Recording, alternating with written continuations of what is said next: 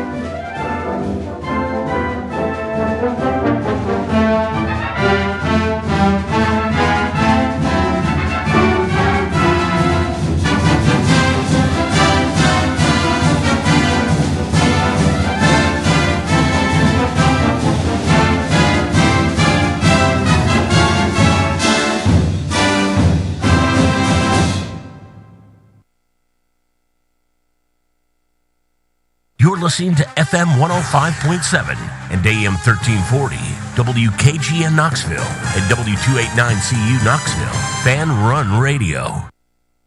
Today on the program, we previewing Oklahoma, and the non-handshake heard around the world, and the great Watson Brown on a Wednesday with Watson Brown. We have a lot to talk about today. Hey, sports are played by human beings, and human beings, just like myself, we don't always get it right. And I'll tell you what's happened here, because I tell you, I just kind of keep it 100 with you. It's my nature. I love that it's baseball season. And I love that we're getting to crunch time in hoops. And then here recently, Kim Caldwell has turned the Lady Vols into something you have to look at. Like, I watched last night's game just to see if it was going to get out of hand or what, and then I just kept watching it.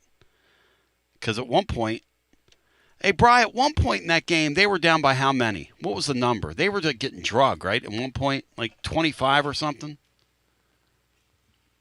I don't think it was quite that bad, but it was at least 15, if not more, probably 16, it was way 17. More. No. It was over 20. Because I was listening to... Because I'll be honest, I didn't watch the whole game. Yeah. I sort of had on other stuff. So when they got way behind, I sort of just tuned out. I wasn't as interested. I knew they weren't going to win. Her volatile nature has made this thing so... how do I do this?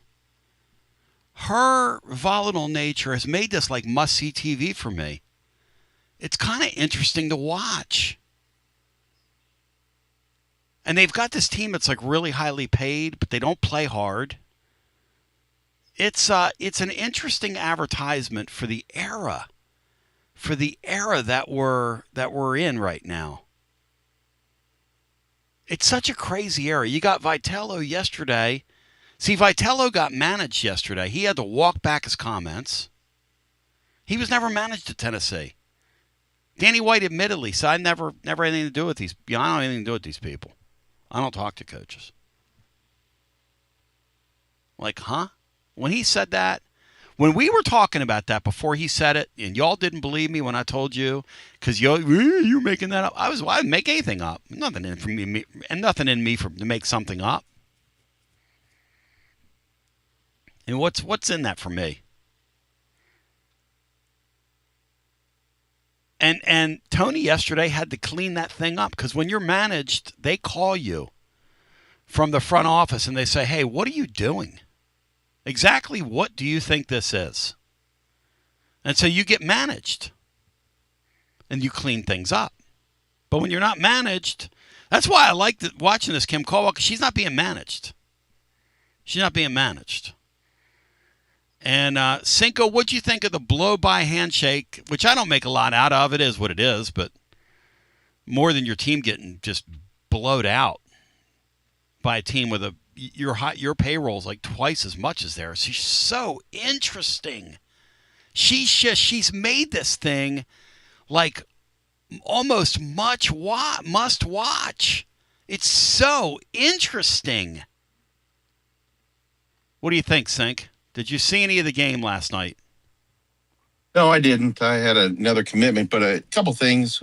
First thing, I didn't see the same thing in the Vitello original presser, but that's why I appreciate you. And I mean this. You were able to see things in public settings and press conferences and media and distill them down much better than I can. And I always, 9 times out of 10, I find that your take on something is more accurate than my initial take. So I think Vitello is always a stream of consciousness. Yep. I think he wakes up in the morning with a chip on his shoulder. That makes him great. That also makes him vulnerable. And he's not alone. There are other people like that. Bruce Pearl, Kevin O'Neill, just people here. Yep. So I think you're right. I think that it'll be interesting to see what effect managing Vitello has, because he succeeds because of the way he is. Yes. If you were to dull that edge, yes, does he still have the same? I don't know. Now going over to Kim Caldwell. Well, to your point, only Tony Vitello last year, and he didn't like us making fun of him last year over the. But that's never stopped me from saying what I think on here. He didn't like when we cracked on him last year. I think it was the Auburn series on that Friday night when he was hell-bent on starting that baseball game, when all the meteorologists and everybody around him and the umpires and everybody involved, they were all like, "Hey, man," he goes, "No, I just got somebody I got on the phone." And I mean, this guy's such a force of nature. He thinks he can hold off weather. I mean, this guy, you don't get the Tennessee gig off the ground the way it was, as morbid as it was, and play at that level unless you're not wrapped too tight, Sean, which he's not wrapped too tight. No, but things about him, you take a look at the whole picture. One, I'm not trying to get into social aspects, but his family aspect is not normal, meaning he's a single guy. Yes. But you take a look at that, is you can see where he puts 150% into what he's doing. Mm-hmm. And other people choose a different way, but that makes him, that's his genius. And genius is not always understood, and genius comes with ripples that affect them negatively. I mean, the greatest musicians, Mozart, etc., the greatest athlete. You take a look at Michael Jordan, what drove him, and when you see his Hall of Fame speech or whatever, you just go, "Wow, that's interesting." But it'll work its way out. Nobody works harder than that guy. That guy has impeccable people skills. He surrounds himself with great people and gets them fired up and charged up. So he will do fine. Major League Baseball may not be for him, but he will, like Saban. NFL football was not for Saban, and Saban's the greatest of all time. So we'll see what happens. But Kim Caldwell, I just wonder, you take a look long term, and she comes from a very small program. She was hired by a new AD. Yes. Because of the way she did things. They assembled an all-star assistant coaching staff for her that was known for recruiting.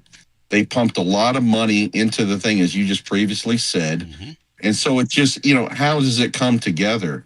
But one thing is important to me is I can understand Kim Caldwell's competitiveness. However, she's not in the same league of competitiveness as Pat Summitt was.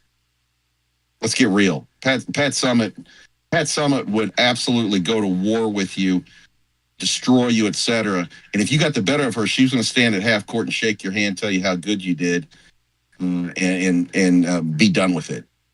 Pat Summitt there's no one tougher. She built a legacy here of the Lady Vols that, in my opinion, is being tarnished. Well, here's my thing. Not by the losses, but by how the head coach and the players are comporting themselves. Here's my thing. So I was last couple days on here talking about how our fans act like in men's hoops, like we're the Lady Vols. Like we're getting whacked by people on a nightly basis that can play. When you have a team that's beaten Houston this year, when you have a team that has some loud wins, when you're in a league where a Georgia goes on the road, Brian, a Georgia we were talking about yesterday, not on the bubble, because I don't even know what a bubble is anymore when you have as many teams get in the tournament as get in. But when Georgia goes up there, Bri, and the Kentucky Crisis Hotline is open. We are taking your calls. We are here for you today. That's a league we're in, Bri. That's the league we're in, man. I think that's going to make some Tennessee fans even madder that they couldn't beat that Kentucky team. Well, that's true. They got 2 games against them. You had big leads. You blew them both. Here's my memo. The Lady Vols are coached by somebody it feels like she's out of her depth. No offense to her. And that men's basketball team is coached by a Hall of Fame coach I was talking to Russell Smith today, who's throwing up 20-win seasons. He said somebody DM'd him and said, we need to teleport some of these people back to the Wade Houston era so they can feel it. And maybe a couple of seasons of that would wake people up and shake people up. Wake and shake and bake. Shake and bake. Because some of you, that's the reality. You've made it all about how far you're going to go in the tournament. There were years we didn't even know we didn't even think we were getting into the tournament. There were years we would get the Lenardies or the Palms on and beat on those guys. Put us in there. Come on now. Put us in there. And you can't listen. Listen, you can't fake gravitas. You can't fake a man that's at the top of his profession in Rick Barnes. You can't fake that. You can't fake that. And some of you need to get your head out of your rectum. So Mason Young's going to join us on the Tulsa World on the other side. And we're going to do a quick preview of Oklahoma. Also, I'm going to check in on Oklahoma football as well, just to do that. And what their baseball team looks like this year. And Cinco, you and I are going to stretch out. We're going to ease the seat back, as David Lee Roth said in 1984. And we're going to peace. Because that baseball team we have, that Blaine Brown, a star is born, Lady Gaga. Go! Cinco, how fired up, focused, prepared are you right now for this baseball season? It's coming at us. I'm really fired up because it looks like there's competition at every position. Wow. There are people that are the new people that look like they're pushing the other people. It doesn't. I mean, who knows? But it doesn't appear that everybody's just absolutely given. I mean, perhaps Reese Chapman, but everybody is in play and can play on the weekend. So, and you know what I really like? I really like 2 players have said that they just love playing for Eland. This is not a slight on Tony V, so don't take it like that, Tony V. They just love playing for Elander because he cares so much about the players through recruiting. He's always positive. I heard Tegan Kuhn say that, and I heard one other player say that they said we just want to win for this guy because he loves us so much. You don't fake that, and that's not an overnight thing. That comes from a long-standing relationship. So Uh, it may sound like I'm turning the page. It's not. I appreciate what Vitello did. He built this place. He's bigger than life. And I also appreciate in the next chapter what Elander's hopefully going to do. Absolutely. One can build off the other. But we have a lot to get into. The status of Estrella we're looking into. I'll come back to you, okay? We're looking into that. But obviously, you've seen his listing for tonight's game. He obviously has trouble staying healthy. Some degree, you really got to feel for the kid. He had a great game. He's coming off a couple of really good games. And his body, to this point, his body just hasn't cooperated. It's too bad. As we continue with more on the other side after this. It's the hottest post-game show on the planet. Garza Law. Fifth quarter fan reaction. Fan reaction. As soon as the final gun sounds, we're live.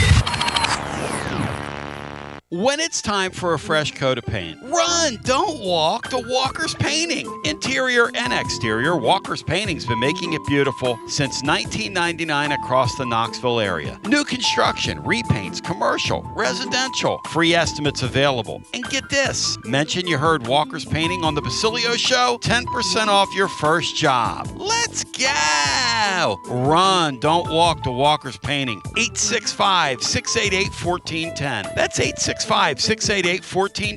Walker's Painting, making it beautiful since 1999. Check out the ad at the blog at tclub.team. Walker's Painting.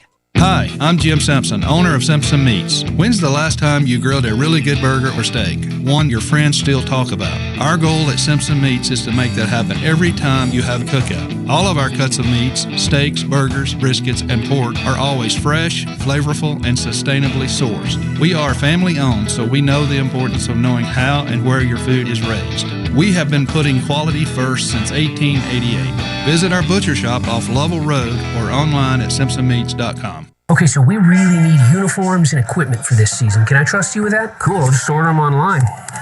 What? Yeah, I'm gonna hop online and I'm gonna get them ordered. Hold up, that's not a good idea. We shouldn't just spend money on some random online retailer, okay? I mean, it seems pretty convenient. Trust me, it's a terrible idea. Let me simplify this for you. SM Athletics. Okay, how do you pronounce it? SM Athletics? They're the go-to for uniforms and equipment, whether it's for universities, high schools, youth leagues, you name it. So why wouldn't you rather go with professionals who can guide us through the process, design the perfect uniforms, and deliver the best equipment? Yeah, I guess that makes sense. What's the name again? SM Athletics. Right. It's definitely smarter to go with a company that emphasizes customer service, fair pricing, and, of course, excellent products. Exactly. So, yeah, I guess it's settled then. For uniforms and equipment for all sports, it's SM Athletics. When a dangerous, overgrown, or storm-damaged tree is threatening your home, your car, or your family, don't risk it. Call ECR Total Landscapes, your local tree-cutting experts. From precision tree removal and trimming to emergency storm cleanup, ECR Total Landscapes has the equipment and the experience to get the job done safely and efficiently. Call today to set up your free estimate, 865-384-2012, or just go online to ecrtotallandscapes.com. Josh Collins at Collins Insurance Agency. At Collins Insurance, we strive to ensure our customers receive better coverage along with bigger savings.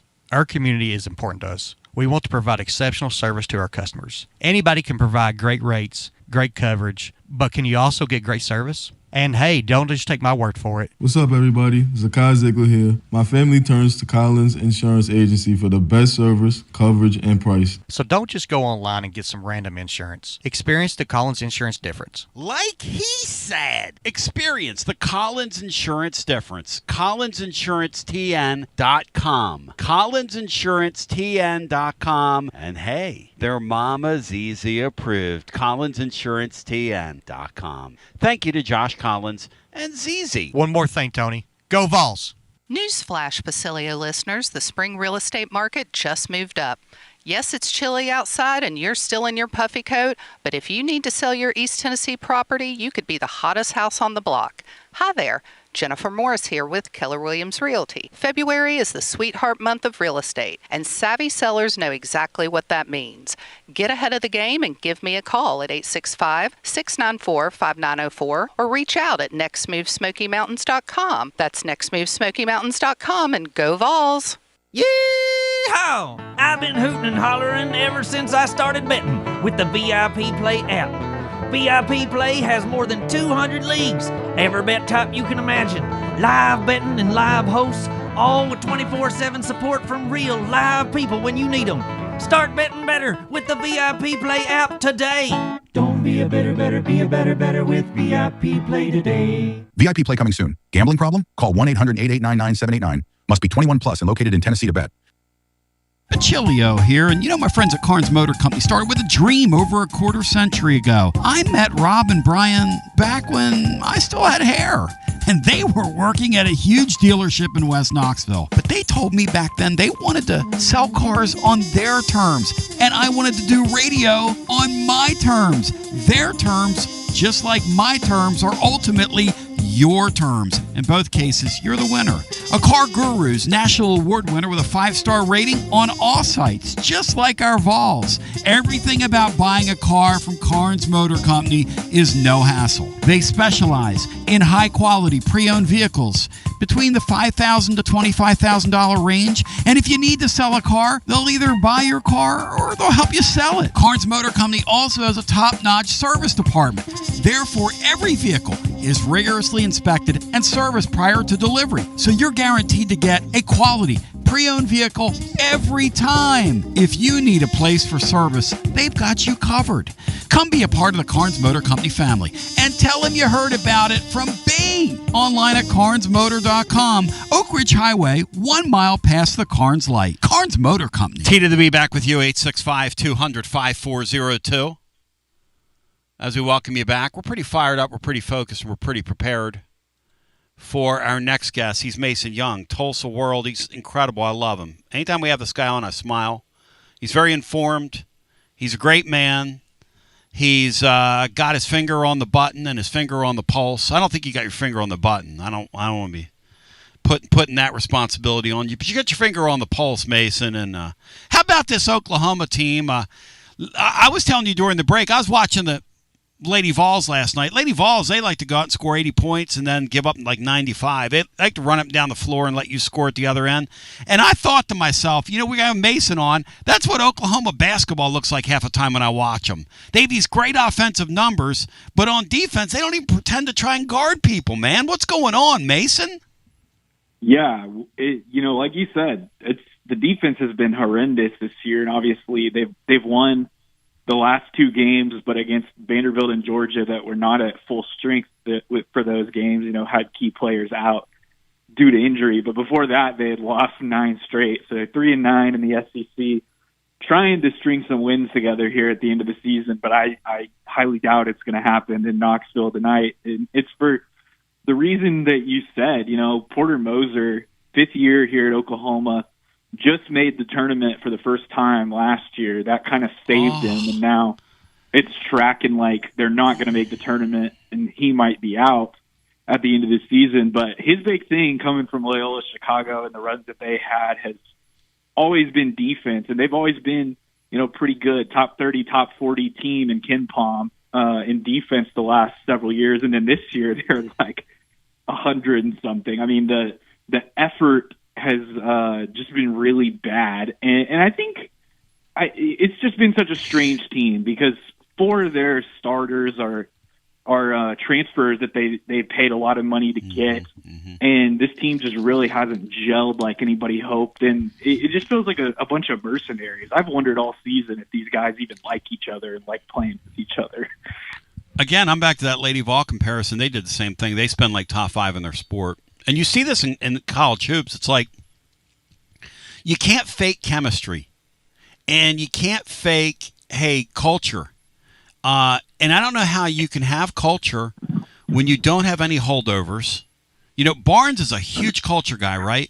But I think to some extent with this year's team, they struggle with that a little bit in terms of your identity. All these people getting used to each other.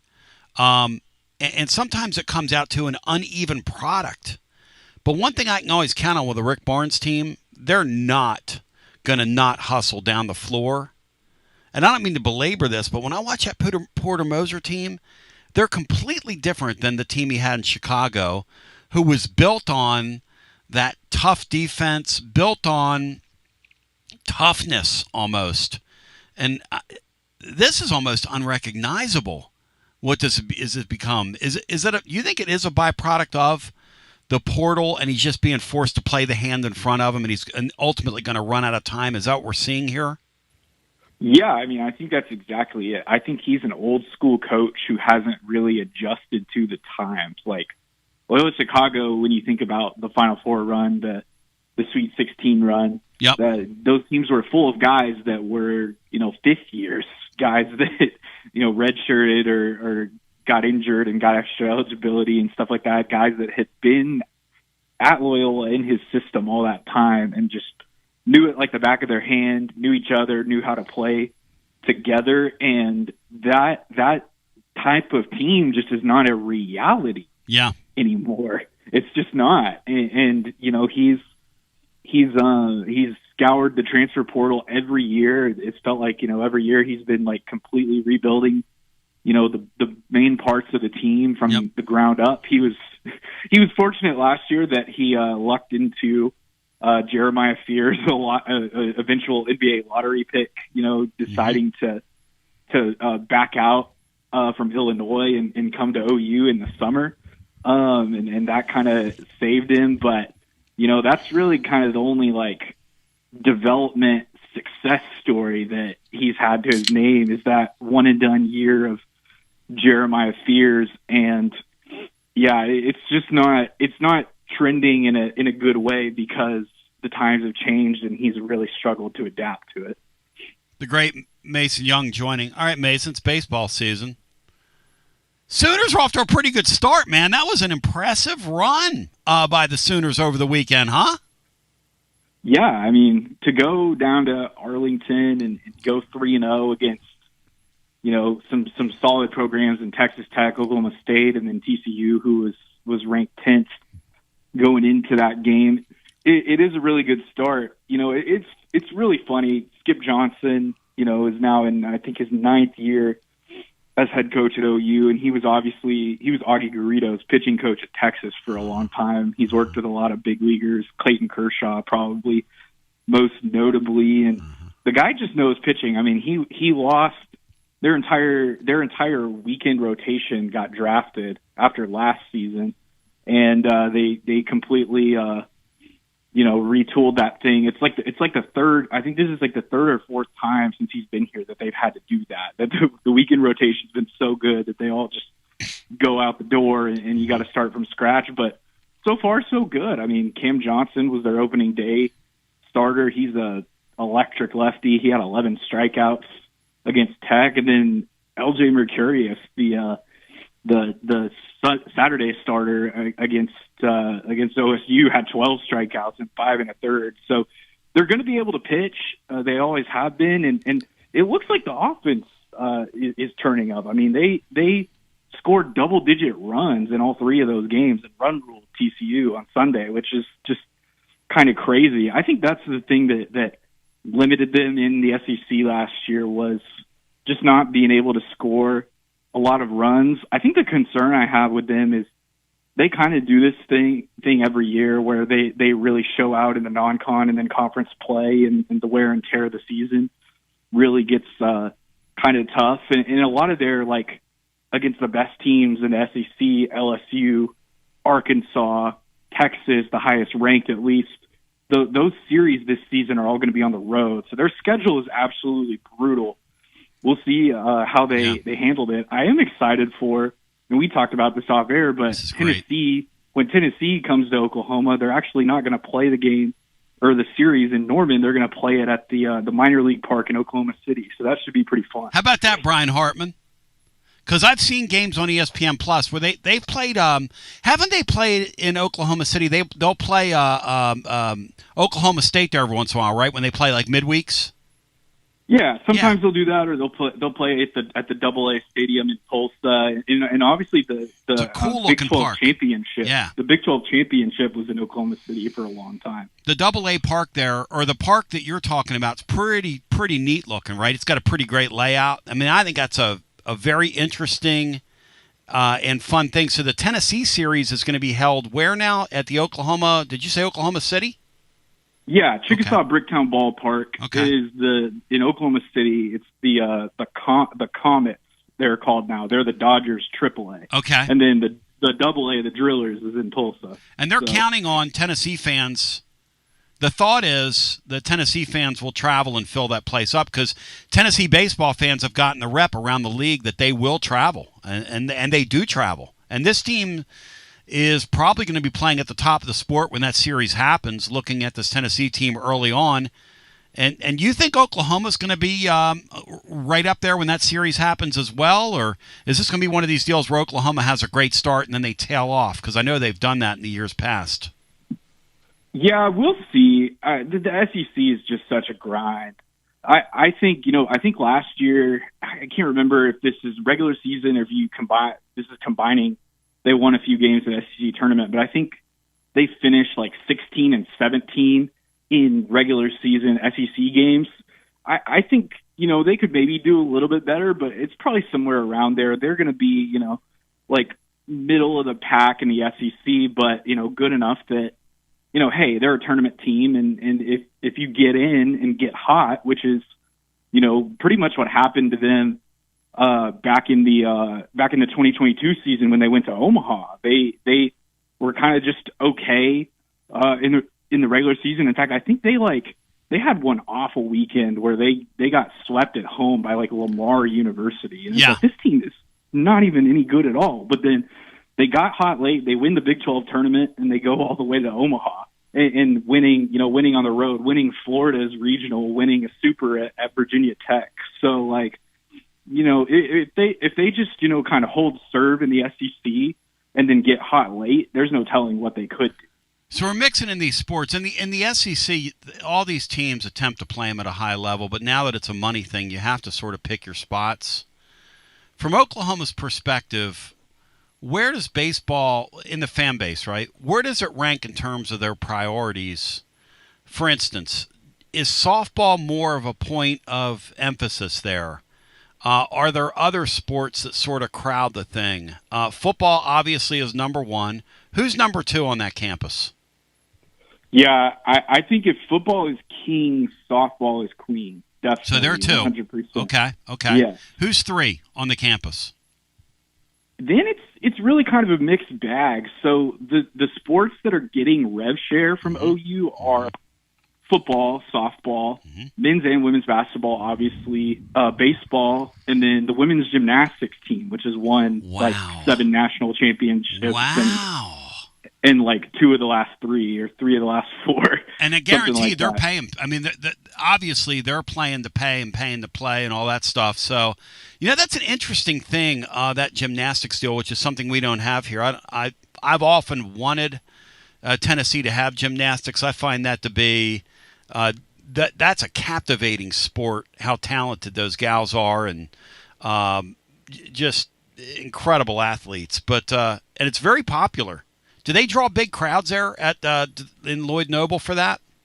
That's really the struggle. They have a meet against LSU, who's also obviously really good at women's gym, actually Friday night here in Norman, and I would think that they'll have a pretty good crowd for that, but their like just typical meet to meet crowd is not very good. Wow. And part of it is because I think part of it is just, the nicheness of the sport, but also like the fact that Lloyd Noble Center is just way too big for its britches. I mean, and I think we've talked about this a little bit, but like it still seats like 10,000, and the average men's basketball attendance this season is like 6,000, and the women's is 4,000, and so they need to downsize. And fortunately, it was just a couple weeks ago that they finally got through all the legal cobwebs of the new basketball /gym arena that they've been trying to build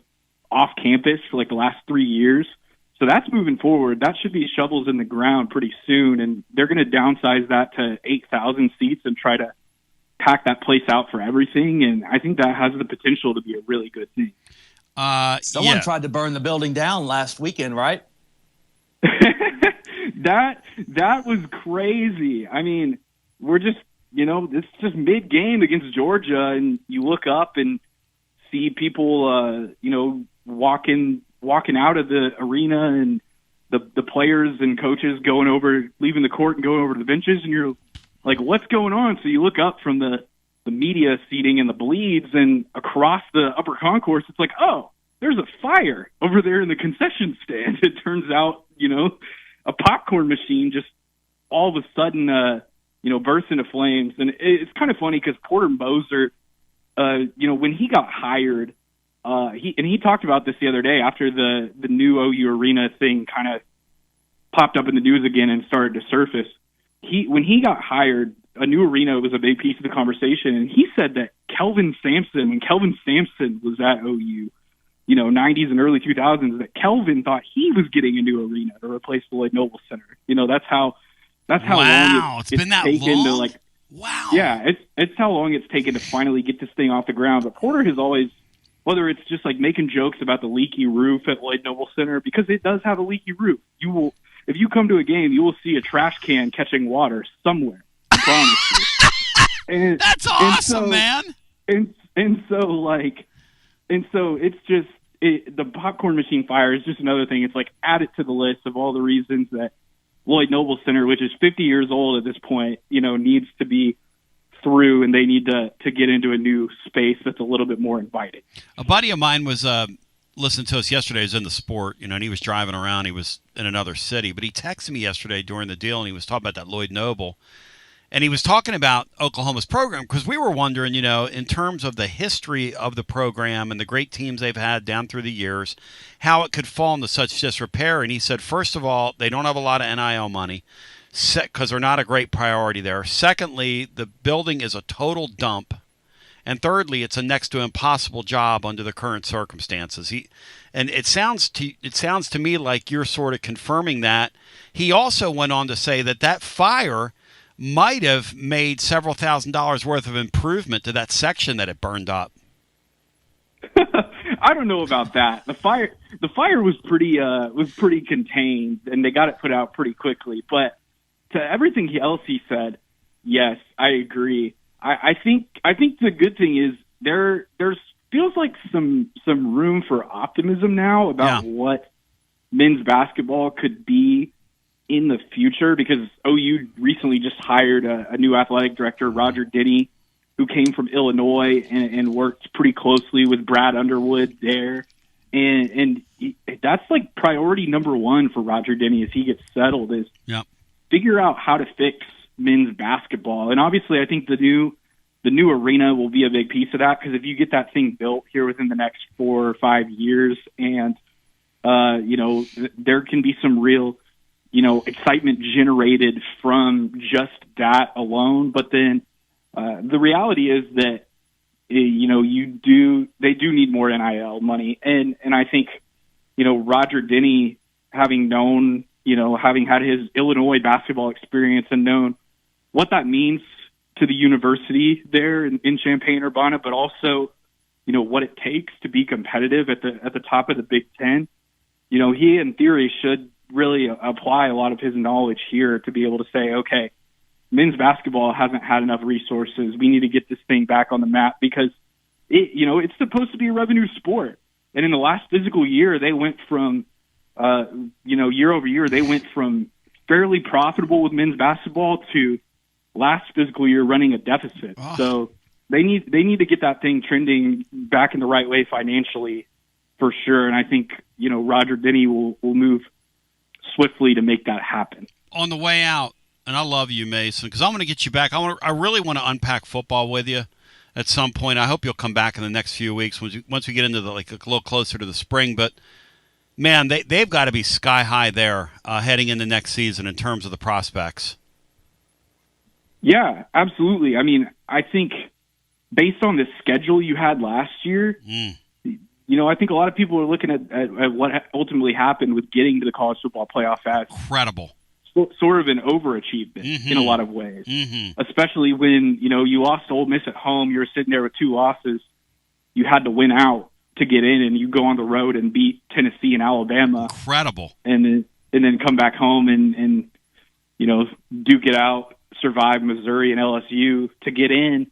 It really was a pretty remarkable turnaround. And so, yeah, now there's just like stability, and it's like, how can we make this thing, better to keep gaining? They fired the tight ends coach that had been ineffective for several years, and they brought in Jason Witten to coach the tight ends, which is kind of crazy and maybe is making some Tennessee fans a little bit jealous, perhaps. But they did that. They've got they've got a new cornerbacks coach. Just this morning they hired Deland McCullough, Raiders, Notre Dame, Chiefs, as their new running backs coach. That's a big hire for them. So and they really attacked the portal at a lot of key areas of need, tight end and receiver, especially just upgrading the talent. A lot of urgency, on offense, because it seems like they were lacking a little bit in that regard last year. I think the thing that this coming season will ultimately hinge on is what will John Mateer's improvement be? That's his right. second year as OU quarterback, because last year was some really good early, then the thumb injury, and then it was a pretty brutal watch down the stretch. So what kind of gains with his mechanics and his decision making can he make going into 2026? His decision making, his decisions in that playoff game. I mean, my God bless him. But what in the world, man? I mean, I know it's real easy to sit on your couch and watch it and go, I wouldn't do that, but I wouldn't have done a couple of things he did in the game if you're trying to win games. But at any rate, listen, I really appreciate you, Mason. If folks want to reach out, and what % chance do you give the Sooners of springing the upset this evening? Probably like 10%, and that might be generous. If folks want to read your work and interact with you, how do they do so? Yeah, follow me on Twitter at Mason_Young_0, and you can read my work at TulsaWorld.com or OUSportsExtra.com. You're kind of the man, and I hope you have a Dwight Gooden, and a real pleasure talking with you. Of course. Thanks again for having me on. Thank you. The great Mason Young. Brian, I love him. That guy's a bright guy. And Sean Sinclair. We found another golden. Oh, he's golden. Line tone. He's golden. Hey, Cinco, they touched the playoffs there, taste the playoffs. They loaded up in the portal and went crazy and upgraded their staff. And, you got to strike while the iron's hot in these sports. And they did it last year against a very difficult schedule as well. Say that for the Sooners. They did, and we kind of, we had some in our game. We kind of launched them. Yep.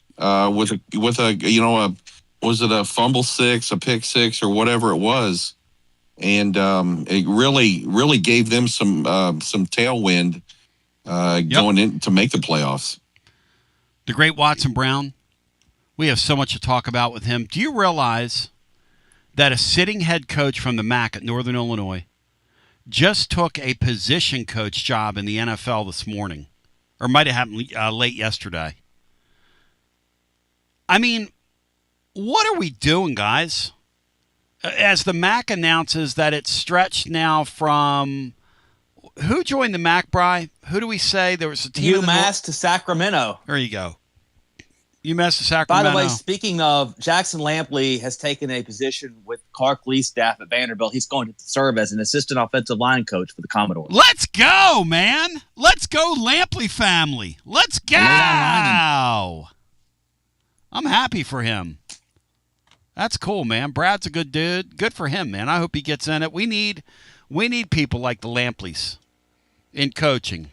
We need good people.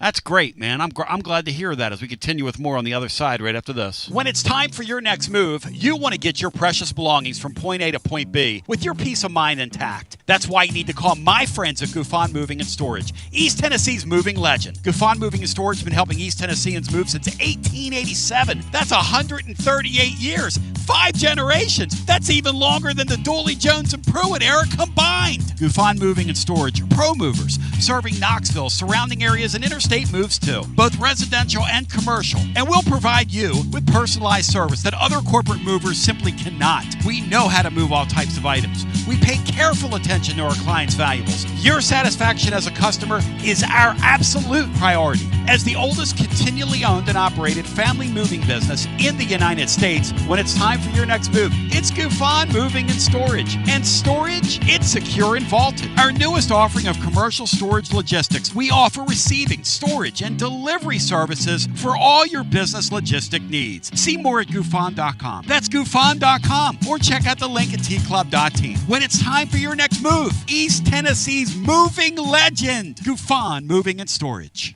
Life never stops moving, and between the 30-minute commutes, daycare pickups, weekly soccer practice, Tuesday night yoga, X number of coffee runs, and that weekend trip to Grandma's, you're racking up the miles. What you need is a tire that can keep up, a tire designed for doers, a tire that's going to last, like the exceptionally long-lasting Michelin Defender tire. With an 80,000-mile warranty and the safety and comfort you expect, you can forget all about the miles ahead and focus on getting to your destination or conquering your to-do list. Fleet Tire, I-275 exit 1B at East Woodland Avenue in Knoxville. That's Fleet Tire, I-275 exit 1B at East Woodland Avenue in Knoxville. Fleet Tire. Inward Half is committed to the game and the memorable moments that happen in between. From the tee box to the tailgate, from the green to the big game. For the first birdie with Dad, the first big win with Mom. Friday night lights, Saturday superstitions, Sunday traditions. Fall into the comfort and unparalleled performance of Inward Half. This fall, enjoy the walk-in. Are you tired of hiding your smile because of crooked teeth? At Knoxville Smiles, we've got the perfect solution. Invisalign. No metal, no wires, just clear, comfortable aligners that straighten your teeth without anyone noticing. Eat what you want, smile with confidence, and see results in as little as 6 months. Call us today for more information about Invisalign, 865-539-1776, or just visit us online at knoxvillesmiles.com. Smile brighter with Knoxville Smiles. Out-of-town law firms have been swarming into East Tennessee lately. From Memphis, Chattanooga, and Birmingham, they've stormed into the area. Wouldn't you rather do business with a local firm? You know, a true neighbor. Marcos Garza and the pros at the Garza Law Firm are just that. There are neighbors and friends that support local causes year-round. The Garza Law Firm works to serve you professionally on criminal matters, injuries and accident matters, and Social Security and disability filings. The Garza Law Firm is here for you at garzalaw.com. The Garza Law Firm. Let us help. Cold weather is here. Is your heating system ready and running efficiently? Don't wait to find out. A simple tune-up now can help prevent costly breakdowns when you need your heat the most. Right now, Pipe Wrench is offering a $79 heating system tune-up to keep your home warm, safe, and worry-free all winter long. Our certified technicians inspect, clean, and fine-tune every part of your heating system for maximum efficiency and comfort, helping you avoid surprise breakdowns and high energy bills. And with Pipe Wrench Home Service's same-day service guarantee, you won't be left out in the cold waiting for help. Your comfort isn't just our job, it's our promise. Schedule your $79 heating system tune-up today at PipeWrench.com before winter decides to test your heater. Pipe Wrench Home Services, trusted in Knoxville, Maryville, Oak Ridge, and neighboring communities for over 20 years. And as always, same-day service guaranteed or the visit is free.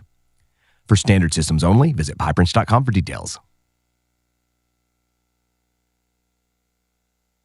TB here with Alan of WeShipFloors.com. Tell them about it, Alan. Hey, I'm Alan from WeShipFloors.com. Our competition's prices, well, they're going up. Ours are coming down. Our waterproof floor Supercore is the best, and right now it starts at $199 a square foot. Our warehouses are full of 4mm, 6mm, and 8mm. You strapped for cash? Well, we have our own in-house financing. Use our room visualizer and order some free samples today. Supercore from WeShipFloors.com. Best products at best price. Like Alan said, head over to WeShipFloors.com. Use the room visualizer on the website. Drop in any of the 120 Supercore floors virtually into your room and order your free samples today. WeShipFloors.com. Tennesseans, they are us. The best product, the best price. WeShipFloors.com. Living Vol fan, when it's time to get ready for 2026 and what's ahead, there's only one place. It's Alumni Hall, the best and largest selection of Tennessee apparel for the whole family.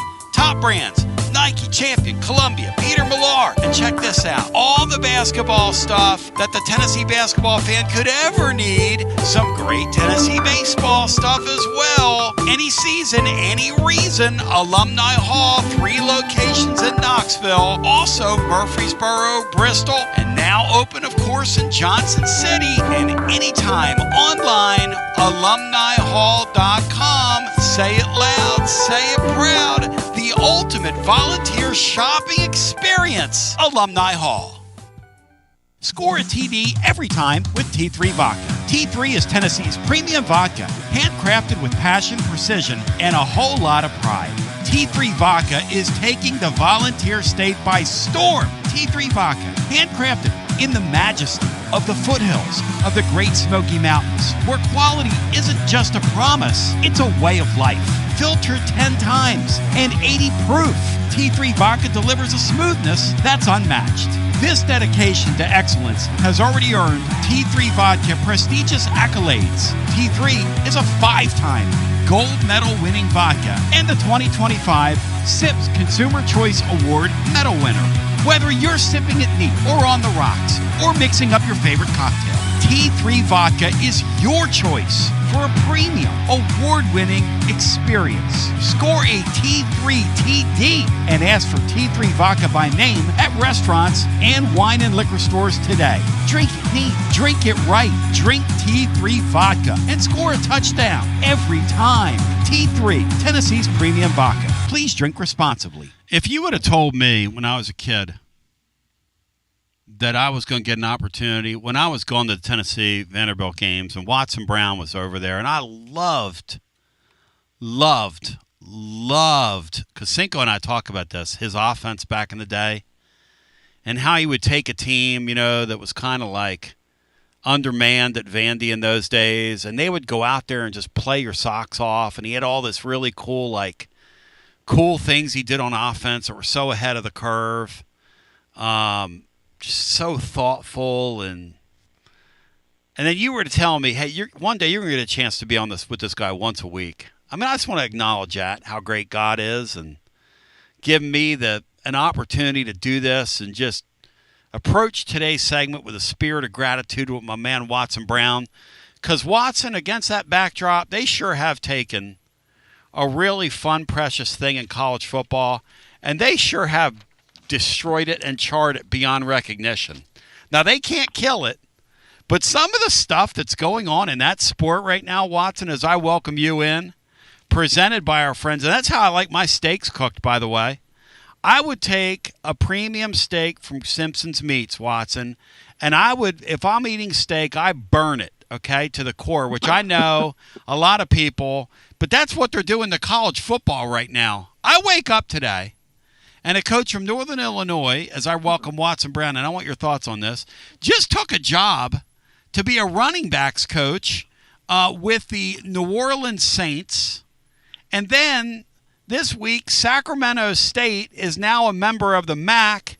And then Brian Hartman, you told me what about Northern Illinois? This is incredible. Go ahead, Brian. They are joining the Mountain West Conference in football only beginning in 2026. Watson, what have we done to college sports, college football, college sports in general? I don't even know who's in what league. All I can say, Tony, first of all, let me say, I only burn bad steaks. A good steak from Simpson's, I eat pretty rare. So you're not going to do Matter me. of fact, I had one last night. Let's go. We had one last night, and it was absolutely just melt in your mouth. So the better the steak, the less I cook it, to be very honest. So they began at Simpson's Meats on their farm, just that family tradition with the great Jim Simpson. I was in a small group with him. He's one of the great guys of all time, but his family farm since 1888.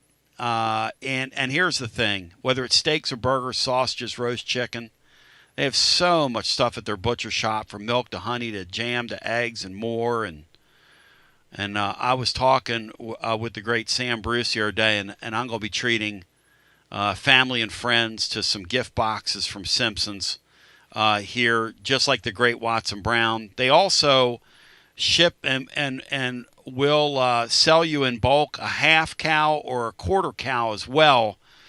But Watson, I don't want to have a cow over what's happening in major college sports, but geez Louise, man. I mean, what are we doing here? Nothing but change, and I mean it's change, and now we're going to have to see if all this is going to stabilize and we don't lose all the amateur sports we've watched as we've grown up, and that's what scares me. It's, first of all, it's not amateur anymore. You don't even call it that, and so it is a form of the pro sport now, and especially football and basketball. I think those two, and baseball's getting there. Softball is getting there. Women's basketball is getting there, and I'm just telling you, the change scares me. But we'll see where it ends up. But what I think is happening, Tony, is everybody's trying to guess. Educated guess on how this thing is going to all fall out, and they're trying to get in a spot to where they'll be where they think's best for them. And boy, everybody's jumping everywhere. Now, we've been watching FCS schools leave and go up to FBS for many, many years now. Matter of fact, we were FCS when we started football, basically scholarship football at UAB. We were FCS 1 year and then went up ourselves. And we're in Conference USA. But you can go look at all the schools there's a bunch of them that went FCS up. I think what's happening a little bit with this FCS stuff is they're having to get money to win championships too. They're having to go raise money to pay their kids to win championships too. And I think they're saying, gosh, it's going to be a lot easier to do this from the FBS level than it is from this FCS level. Our fans would pay more for that than I think they will this. And North Dakota State, to me, is the one that did make sense. They've won been so ready. many championships. Yeah, they've been ready, and they have the facility. They have their player ready also, and they're money ready, and I think their fans are ready. I think they're getting bored. If they don't win it all, then it's been a real bad year, and so I thought they made a lot of sense in what they're doing. They remind me, Watson, of James Madison when they made that jump. James Madison was ready for that jump. That was obvious that there's James been some. Madison was ready. Troy did that. Yeah.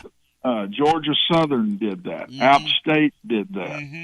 Some of those that have been winning big, it just makes sense to me. Now, some of the ones that haven't, and then you make that jump, then you end up just being an also ran forever.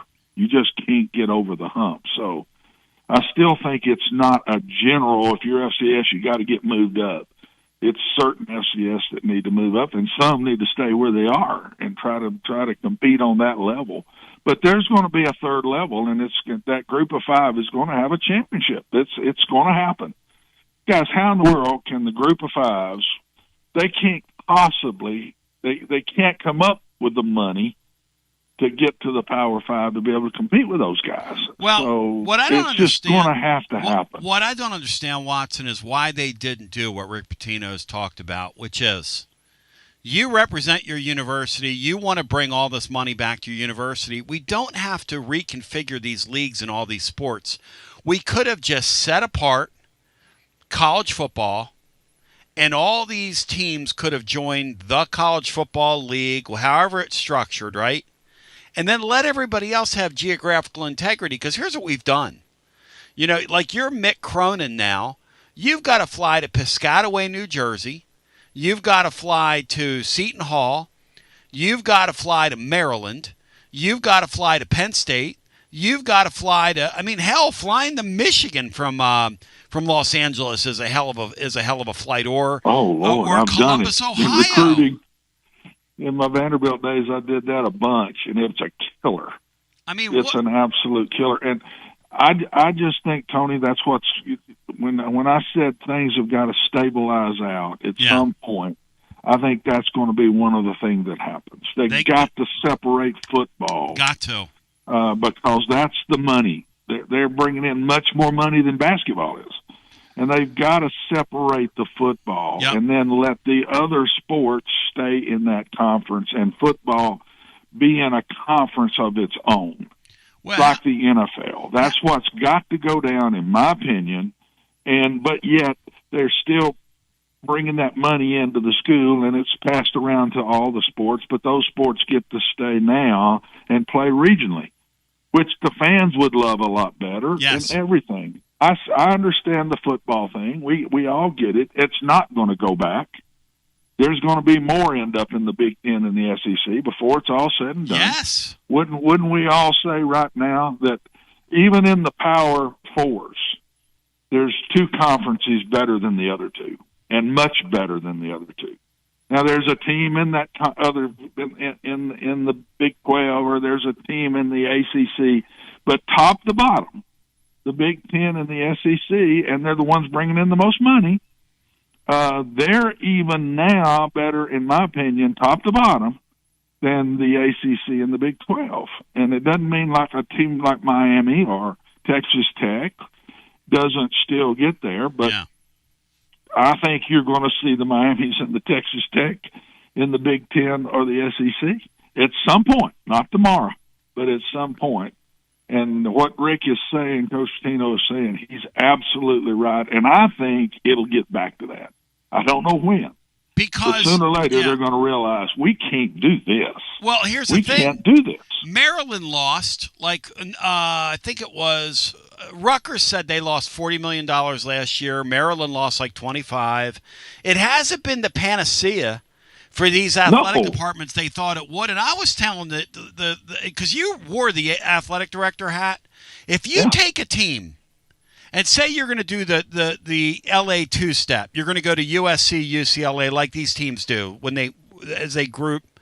Say you're flying your women's team out there, and you're flying 15 athletes, and now you've got the 10 coaches behind the bench, and God knows what, and I'm not trying to talk anybody out of work, but God knows what these people are doing. None of them on Kim Caldwell's staff can yell, "Get back on defense." I know that after watching last night's game. But anyway, that's another story for another day. When you got the 10 people behind the bench and you got the 15 athletes and the 5 assistant coaches that sit over there, Coach, that's not cheap. I got Maury Hanks on my brain. That's not cheap, Watson Brown, is it?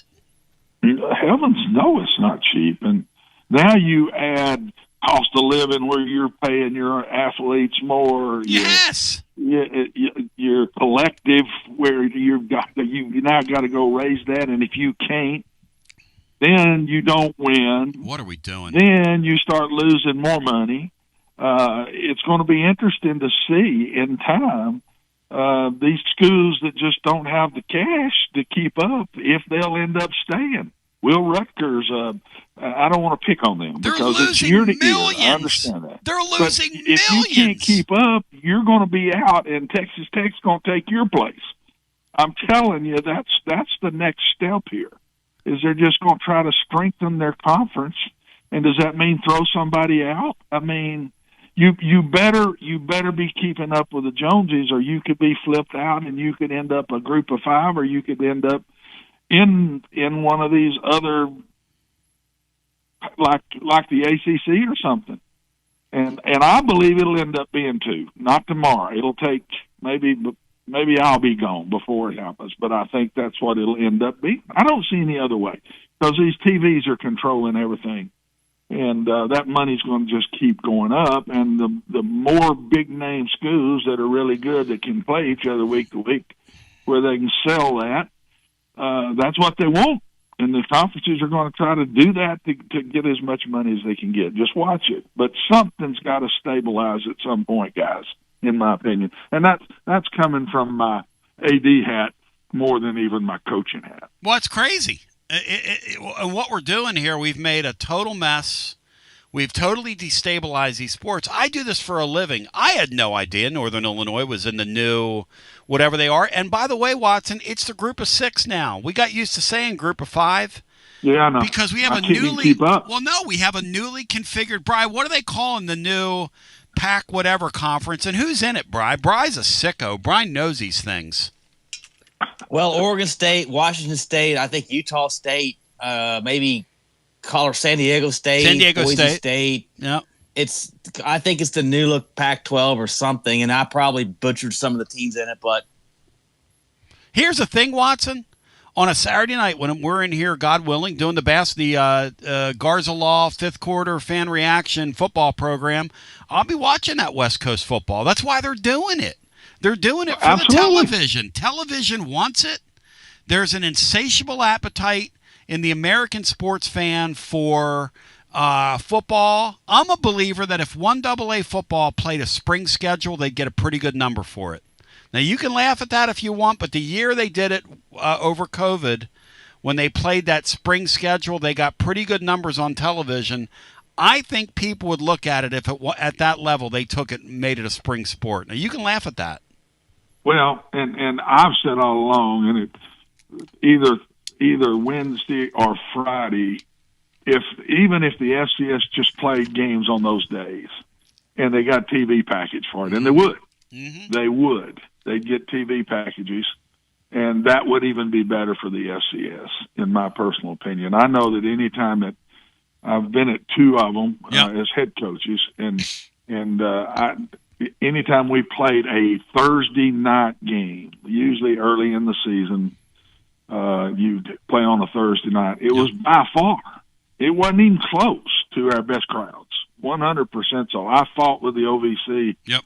When I was at Tech in my latter years to do that, and they just wouldn't go there. And I get it, I understand that's a big step, but I think you're right. FCS is if they're gonna try to make any money at all, and if you're gonna make any money today, Tony, it's got to be through television. Got to carve out your own niche. You got to carve out your own niche. That's exactly right, Coach. You got to do it. Why did Conference USA grew big time? Because we started playing on Wednesday, Thursday, and even all the way to Friday nights. Yep. And the MAC does and then Tuesday what thing. happened? Yep. What happened is all those teams left. They moved up. I mean, they're all going now to stronger conferences like the AAC or whatever. Pretty great. But we made Conference USA special by doing that. And that was a big step. And I was at UAB when that happened. And we probably played half our games in the middle of the week. Watson. But I can tell you this, my best crowds at UAB were in the middle of the week. They weren't Saturday because those people were going to watch Alabama and Auburn play. Or they were watching television with Alabama playing LSU or whatever. Best crowds I ever had. I had a Friday night one playing TCU, and we had 38,000. That's a big crowd at UAB. And that was on a Friday night. The great Watson Brown's firing me up. He's focusing me and preparing me. In a second, I want to get into this handshake thing. I got to keep it legal. You're listening to FM 105.7 and AM 1340, WKGN Knoxville, and W289CU Knoxville.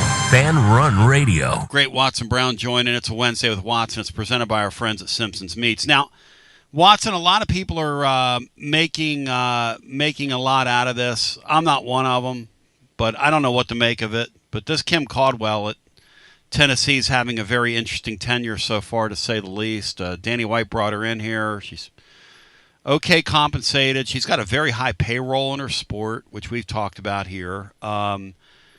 They don't play connected. It's not real team-oriented. It's kind of helter-skelter. She makes line change shifts like you're watching a hockey game. It's very slipshod and odd, but the stuff off the court, like last week, she called her team some quitters, and that was kind of odd. And then last night she did a thing, and I'm going to ask you about this.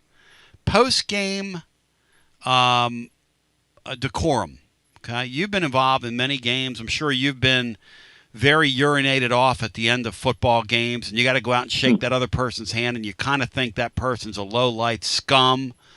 Or maybe you're mad at your own team and you just want to get off the field. But last night, she did the ultimate blow-by to this gal at Ole Miss who just looks like such a nice, likable, gregarious person. They call her Coach Yo. Kim Caldwell ran by her. She, like, borderline didn't even acknowledge her. She just slapped her hand and kept walking. And the gal kind of looked back. She was kind of surprised. Like, did I do something? Is my breath bad? You know, that whole thing. Here's the thing. Have you ever had a deal like post-game where either you or somebody across from the field showed their rear end like that? Because that is kind of what that is. No offense to Kim Caldwell. And have you ever done it yourself? Like things that you that you regret, like post-game? No. No. No, I always shook the hand. Now there'd be times I might want to slug him. And I've had him feel the same way about me, I'm sure too, but no. I went through the motion and did it and said congratulations or whatever. Even if I wanted to say something to him, I didn't do it there. I might do it in conference meetings later in the spring, or if there's something I really wanted to say, I might pick up the phone on Sunday and call him and talk to him, but I never, ever created, because you got press all around you, man. Yes. It's just not the place to do it. Yes. It's not. Ethically, I just think that's wrong, and so no, I didn't do that. I wanted to. I wanted to walk straight by them and not shake some hands over some things. A lot of times with mine it was recruiting. You've had some issues with them in recruiting where you thought some shady things happened and you didn't get this kid or whatever, and so you go in kind of pissed off anyway. Excuse my language. No, and you want to get off the court. A lot of times it wasn't even something that happened during the game. Yeah. But because it's so competitive. It's not just competitive that Saturday afternoon. Oh, yeah. It's competitive 365 days a year. Well, I was thinking about it last night. Rivalries get big, man, and they get personal. They get real personal. Well, how about now? You're recruiting players off my roster, because I was watching that Coach O after that happened. Oh, and geez, she's I don't over know how there. to do it now. I wouldn't be very good at it. She's handshaking. She's handshaking and hugging Lady of all players. This gal is like the coach from their team, and of course she won. And it was a pretty one-sided game, and I guess she's feeling pretty good about herself. But they're pretty good. I watched a lot of the game. Yeah, that's sort of Ole Miss is pretty good. Yeah. Now Tennessee gives up a lot of easy points.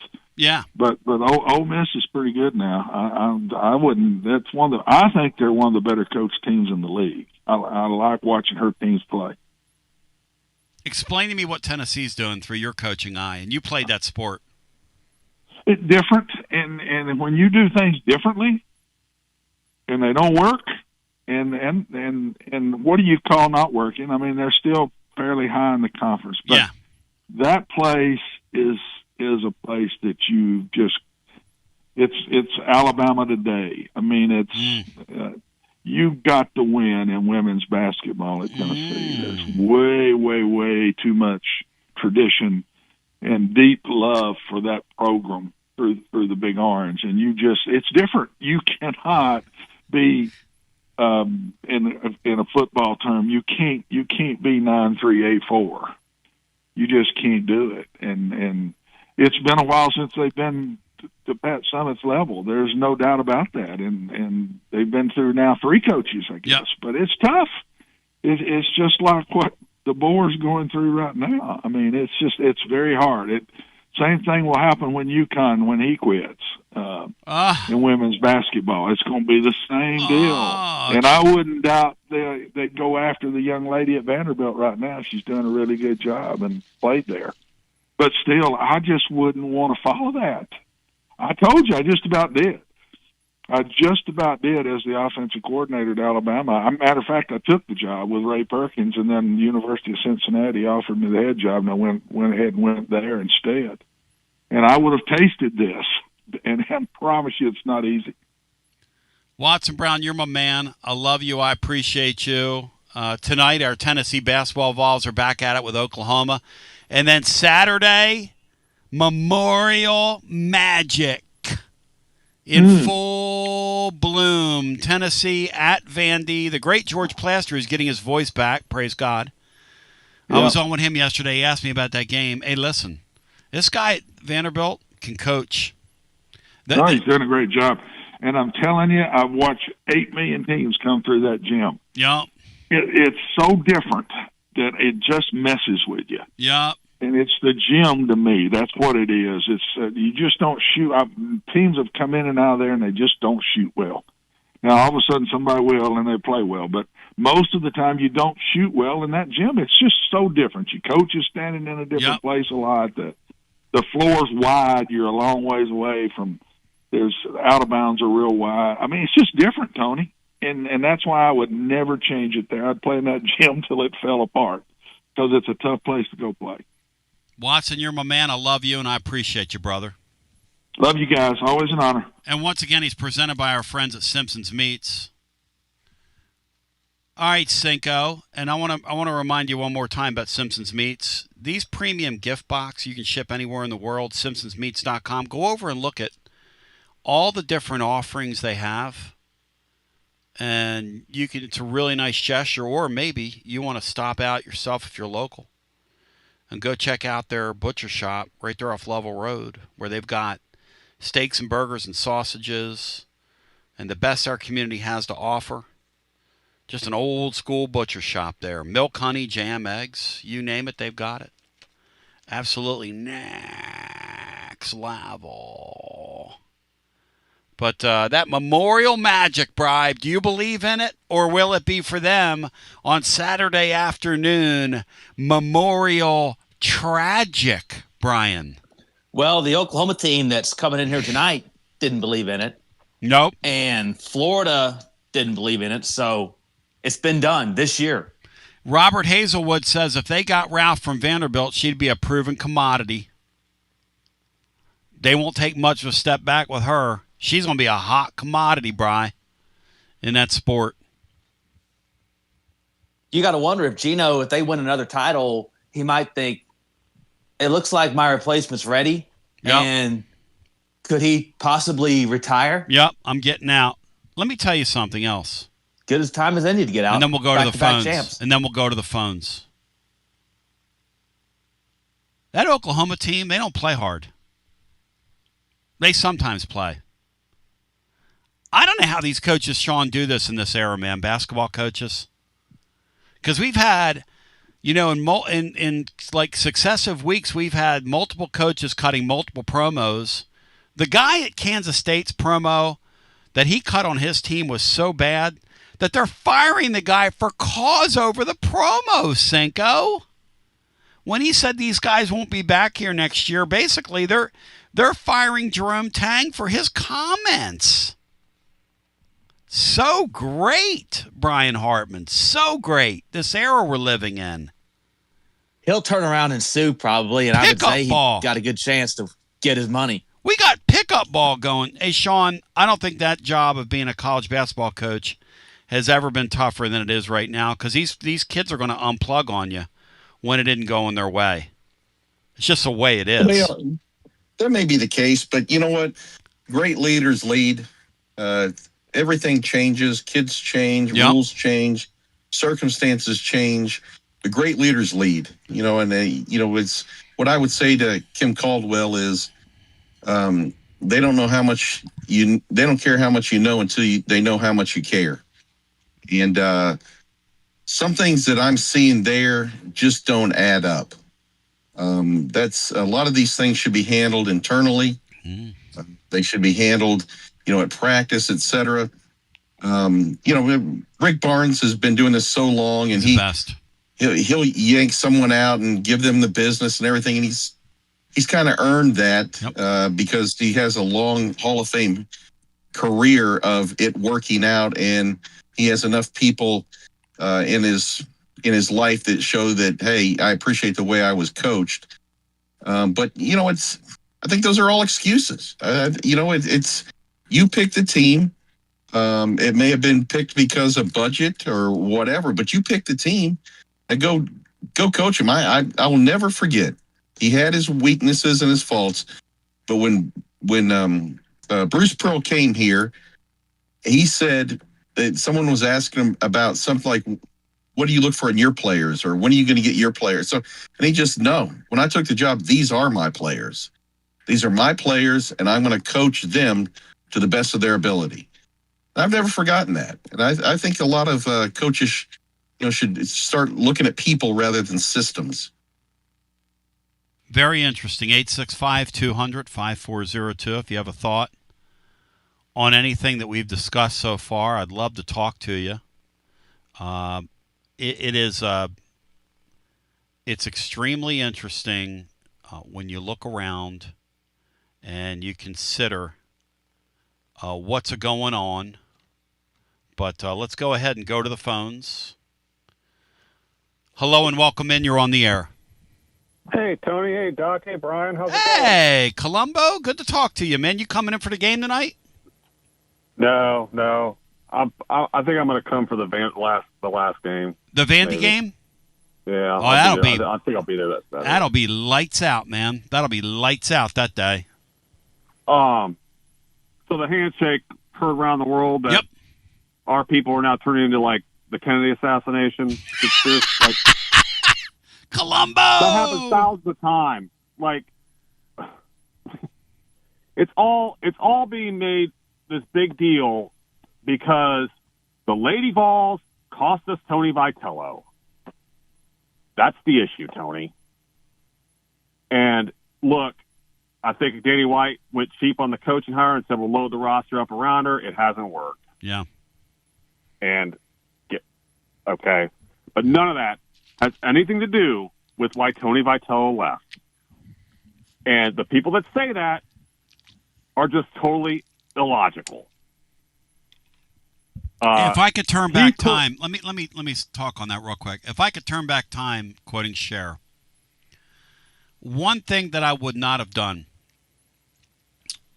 is linked Tony Vitello's dissatisfaction publicly with them clawing some money back from him, which was accurate, by the way, for NIL purposes for Kim Caldwell, because in retrospect, it's just me. And I'm an old dog. I can learn new tricks. But in retrospect, that put a bullseye on her that she doesn't deserve.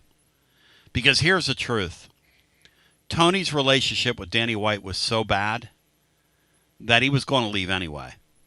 But when the San Francisco Giants offer you their job, this is the reality in the world we live in, you're leaving. It's like it's like the coach at Arkansas told Tony, which the coach at Arkansas told the San Francisco Examiner, you're going to carry the banner for all of us. No one from our sport has ever been offered this opportunity. So you have to take it. But the fact is, his relationship with Danny White was non-existent, which Danny White admitted, by the way. Danny White. Tony. Yeah, go ahead. I don't care if they were having Christmas dinner together. It's irrelevant. He was never not taking that job. Ever. Now, this argument, he put women's basketball third in rev share. Yeah, so did LSU. So did Texas. I should have never done that. I should have never have linked. I shouldn't have done that. I should not have linked. Who have much deeper. That wasn't fair of me. Baseball pedigree than we have. Yeah, I shouldn't have done that. If you're going to say it's all about Kim Mulkey, well, Florida and Texas A&M did it too. Now Arkansas is doing it different because Arkansas knows they're up against it in football. More from a booster infighting than money, but they said, okay, in this era, we're not going to win a title in football. Yeah. We're probably not going to make a playoff. But we can be uber elite in basketball and baseball. And their people packed 10,000 in that stadium every night. You're right. They took 10,000 down to Arlington for that showcase, which were completely meaningless games. You're right. Win or lose, does not affect their season at all. They took 10,000 down there to that thing in Arlington. Guys, I don't know why, Sean, more of these programs don't pick a sport, a soft target, and say we're going to win a national championship in it, Sean. And we're going to spend, and we're going to win a national championship in it. Oklahoma in gymnastics, the guest we had last hour, is a good example of that. Just pick a soft target and go spend and go win a natty in it. Why wouldn't you do that, Tony, Sean? Go ahead. And Mississippi State, they're really up against it in football. Yes. What do? They went and poached Virginia's coach. They're paying a ton for their roster. They have the best facility in the country. Now it puts a lot of pressure on Mississippi State baseball to carry the banner for the entire town, That's school, right. whatever. That's right. But we don't have to do that at Tennessee because we have a lot of money. Hey, Cinco, he's right, isn't it? Well, I think we can get lost in that that does make sense, but it can be a little myopic. Your athletic department is the welcome mat of your university. It is the primary driver of donations. It has been shown since Doug Flutie won the Heisman Trophy that is the primary driver of student applications. Yep, like for the Alabama. next year. Yep. And so, that's fine if you want to concentrate on baseball at Mississippi State. If you want to concentrate on Oklahoma softball, that's great for the little focus group that cheers for those people. But for the vast majority, no one cares or could recite to you who won gymnastics the last 10 years, who won softball, et cetera. And spending all that money, while it may look like Ohio State's done well, and it's certainly it has raised the profile of Texas Tech, doesn't guarantee you a national championship. I for one, would rather have a program that competes for championships, knowing full well that I'm not going to expect one every year. But I respect anybody's choice to how they view that. Kind of like Rick Barnes basketball. Rick Barnes basketball, man, gets up every day and competes for a championship. And Tony, if you go look at Arkansas, yep, where does their women's basketball program sit right now? I'll save you the time. They're dead last in the NCAA, yep, in the SEC. Spend no money. Now, you tell me a universe where the Tennessee Lady Volunteer basketball program, where it would be palatable to anybody for it to be sitting last in the SEC. You're right. People would lose their minds. I know people don't care about it. You're right. I really don't care about it. You're but right. A lot of people do care about it. You're right. They'd lose their mind. You're so right. This idea that thank you, that the rev share thing, it's just so that Arkansas did it for a reason. And this idea that Tony, Vitello got emotional because he saw Tennessee play, and once he doesn't play a game for 6 weeks, a game that counts for 6 weeks. Yeah, that's and exactly what he did. He'll be fine once he's back in the groove of it. He got emotional. And yep. and he got emotional. Yep. And once this season starts, yes, Tony, unless Tennessee makes a College World Series or wins it all, yep, and he gives them a quick shout out, he's not going to mention us again. Hey, I got invited because they know I'm got a relationship with the guy, but they invited me to two different media outlets in San Francisco last day, and I hate to say this, but I ignored both of them because I don't want to say no, and I'm just gonna lay low. I don't want to go on there and say, hey, look, Tony's an emotional. I don't want to do all that. But no. Columbus, you nailed it. You nailed it. The guy got emotional. Go ahead, Sean. Yeah. Yeah, Mark. I know at the beginning of your call, which I always appreciate, you kind of did a little hyperbolic thing about the brush off handshake, but and again, that's what sports talk does. I mean, we overreact to everything. However, in fairness, I think as part coach, you're setting an example for your players. And these players she may be frustrated. She may be at her wits' end with these players, but still, not only just being paid, she's in a position where she sets an example for the behavior and for the representation of the fan base. And I think has her behavior had nothing to do with Tony Vitello, in my opinion. I just think she's in a bad streak, but yeah. I don't think she's above reproach with us criticizing the way she handled it. That was embarrassing.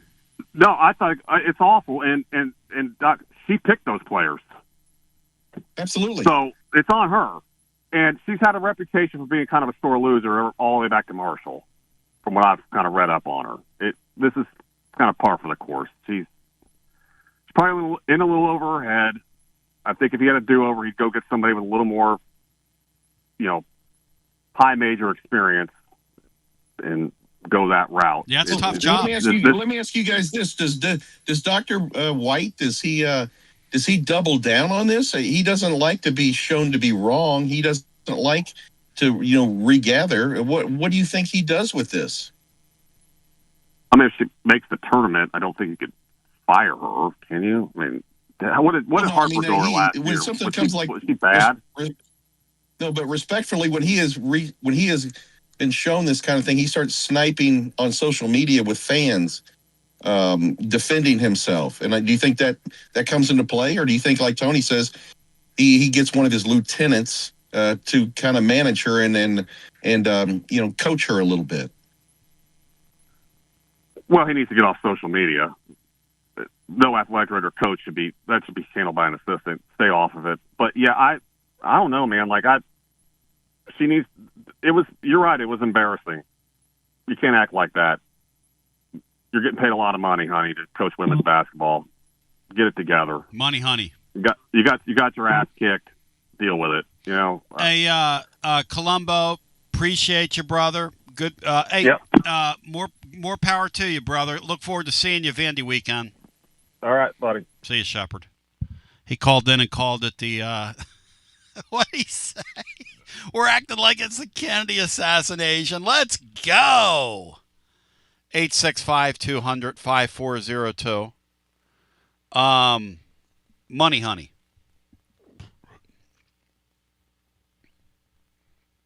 Somebody already has that title. I think that's that Maria Bartiromo, I think. Used to be on CNBC back in the day.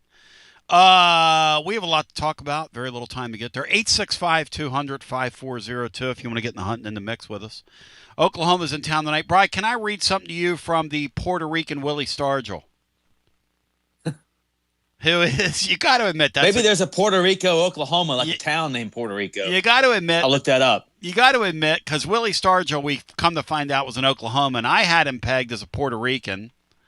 When Bino told me that Roberto Clemente was Dominican, Puerto Rican Willie Stargell says the following: the conversation of picking and choosing what sport you're going to be good in legitimizes Volcats and Hoosier Vols, etc. If schools can pick and choose what sport they're going to compete or not compete in, it makes more sense for fans to pick different SKOOS, SKOOS, to cheer for in each sport. Now, do we give Puerto Rican Willie Stargell, Bry, extra credit and a copper card for working the term SKOOS into that rant? Yes or no, Bry? It's never acceptable to cheer for two schools that are huge hated rivals. You mean SKOOS? You mean SKOOS? SKOOS, yes. But I get what he's saying, but yeah. It's still not acceptable. Brian Hartman wrote a piece today. I'm going to tell you what, it's going to be a spring of winning. I don't know what our basketball teams are going to do in the tournament. I don't know. I'm not a soothsayer. I don't have a crystal ball in here. Okay, I'm not 2-4-7 or on 3 looking into my crystal ball. I will tell you this: that Lady Vol softball team, somebody gonna fail that. Okay, and this baseball team, Cinco, could be one of our best yet. Well, I think they're a team that's easily going to entertain us and really provide a connection for the fans. No doubt about it. And so to Puerto Rican Guillermo Stargell, Joshy Boy's copper card is in the mail, my friend. Joshy Boy texted me. Right. Joshy Boy texted me last night and he said, I sent you my address. I haven't gotten my copper card. I turned to Laura last night and I said, Joshy Boy hadn't gotten the copper card yet. She said, you never gave me his address, you dumb. Brian, do you like it? She said you never gave me his address. That's like typing a text message and then never sending it, like never hitting send. Joshy Boy, I'm going to give... Stay by the mailbox, Joshy Boy. Joshy Boy, I'm going to give you Laura's phone number. You guys, you can deal direct. You can deal direct. You can deal direct.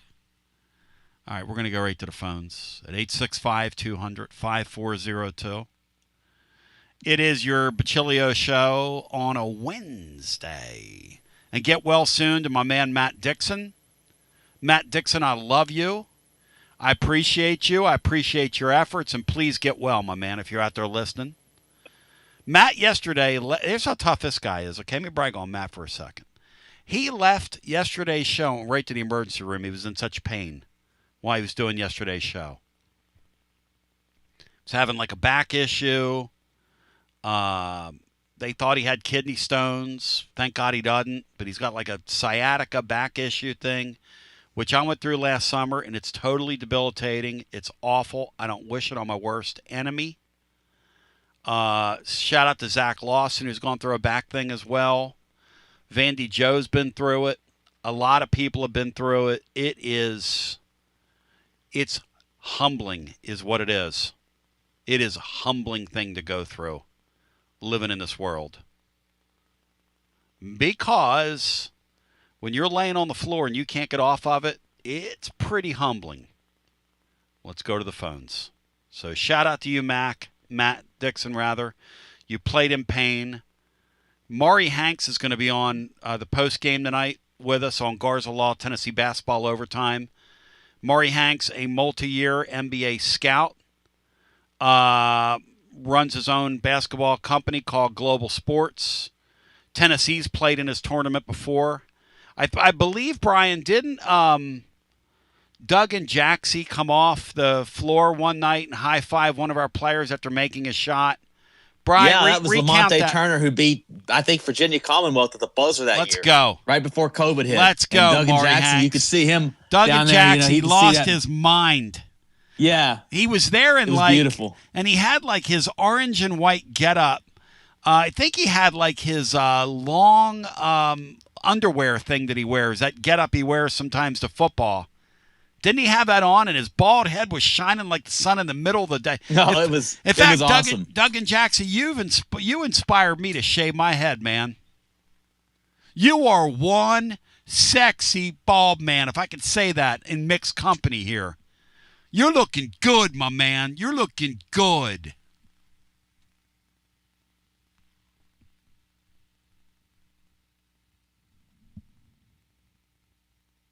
Oh, let's go back to our phones. Sean, what area does this baseball team need to grow, in your humble opinion, when you look at them? What are need areas? Do they have any need areas? Because they are so experience. Deep. Experience. I think the pitchers need time on the mound, and I think the other guys just need experience. We've got even with a program that's usually, if you're great, you're only around 3 years, or 2 if you're draft eligible. You got the guys that have transferred in seem to have adjusted well, and we're still looking at guys that are finding themselves. Abernathy had a nice night last night. Newstrom's going to hopefully pick it up. Grimmer when he gets back. So we got a lot of guys that are new to the spotlight that just need time, and I think they'll deliver. I could easily see this team as an Omaha team. I think I'm definitely excited about the pitching. They have a number of guys that I think can help. And the thing that's really struck me the past week or so is that the young guys, Biodo, some of the freshman guys, they don't look scared. Appenzeller's easy, but some of these other guys don't look scared at all, and I think that's going to serve us well the rest of the year. Hey, these guys, like Tony told me about the kid from Pennsylvania who told me the same thing. When you go get the bets, a lot of these guys are so seasoned now because they don't just stay in their communities. They play the best competition in the world. Some of these guys play international baseball by the time they get to this stage. And that kid last year had his moments. He's a totally different animal right now, Sean. Back for his sophomore year as a starting pitcher, leading that staff. I mean, he's he really so is. next level. And Mac, excuse me, I'm sorry. You're fine. Go ahead. No, and Landon Mack, he came, excuse me, it's relative, but he was a high-ticket transfer to get here, wanted by everybody. Yep. And the fact, and the same class, recruiting class, I believe, as Coons, but the way those two guys seem to have a healthy competition to bring it, whereas a lot of those same guys might just be, hey, I'm a Friday guy, period. It's just really neat. And then also the youngster that transferred in from transferred in from Virginia, who's taken the experienced Sunday role. Blanco. What a case study of maturity, and just an example for the whole thing. So, I'm absolutely impressed with Elander. Am I fluffing him a little bit? Sure you are. You're a whatever. fluffer. Yeah, but he's been here 9 years, 10 years, or I think that's right, or about that. Yeah. And the guy, and the guy just oozes. He just oozes confidence in his players. He oozes. He reminds me a lot of Pete Carroll, not in the cheating ways, but in the ways of. It looks like he wants to bring out the best in every single player that plays for him, and let the chips fall where they may. In honor of him, in honor of Elander, I've taken to grow a little facial hair here. There you go, Brian. I've got a little Fu Manchu. You haven't seen it yet. John Adams. I don't want to either. Well, I've noticed your eyebrows are on point. John Adams looked at me and he said, "I'm letting my eyebrows grow out too." John Adams said to me. He said, you look like, what are you doing? He goes, that scraggly face, you look awful after the show yesterday. Laura asked me the other day, she said, I give up. What's going on with the chin? Well, I thought Adams's comment of you being a nut job yesterday was a little over the top. Back to our phones we go. Hello and welcome in. You're on the air. Yeah. There he is, Volcat Phillip. Brian, a la carte sports fan. He goes a la carte. Nothing wrong with that, Phillip. I got time for that. I honor you. How about the Wildcats? Time out, Phillip. Ladies and gentlemen, your Kentucky Wildcat crisis hotline is now open. Oh, my God. How about that loss last night to the Georgia Bulldogs, who are going nowhere fast in your building? That's bad. Just when I'm starting to believe in the Wildcat. What are we doing? The Midcats. How mid are they, Phillip? Seriously, how mid are they? Oh, we're mid. But right now, I wouldn't even say we're a mid. We're about a lower mid. I mean, I think mid is being a little is being generous. We're just a bad basketball team. And you know what's crazy? Y'all got us twice, and it's really colored the way we view our season.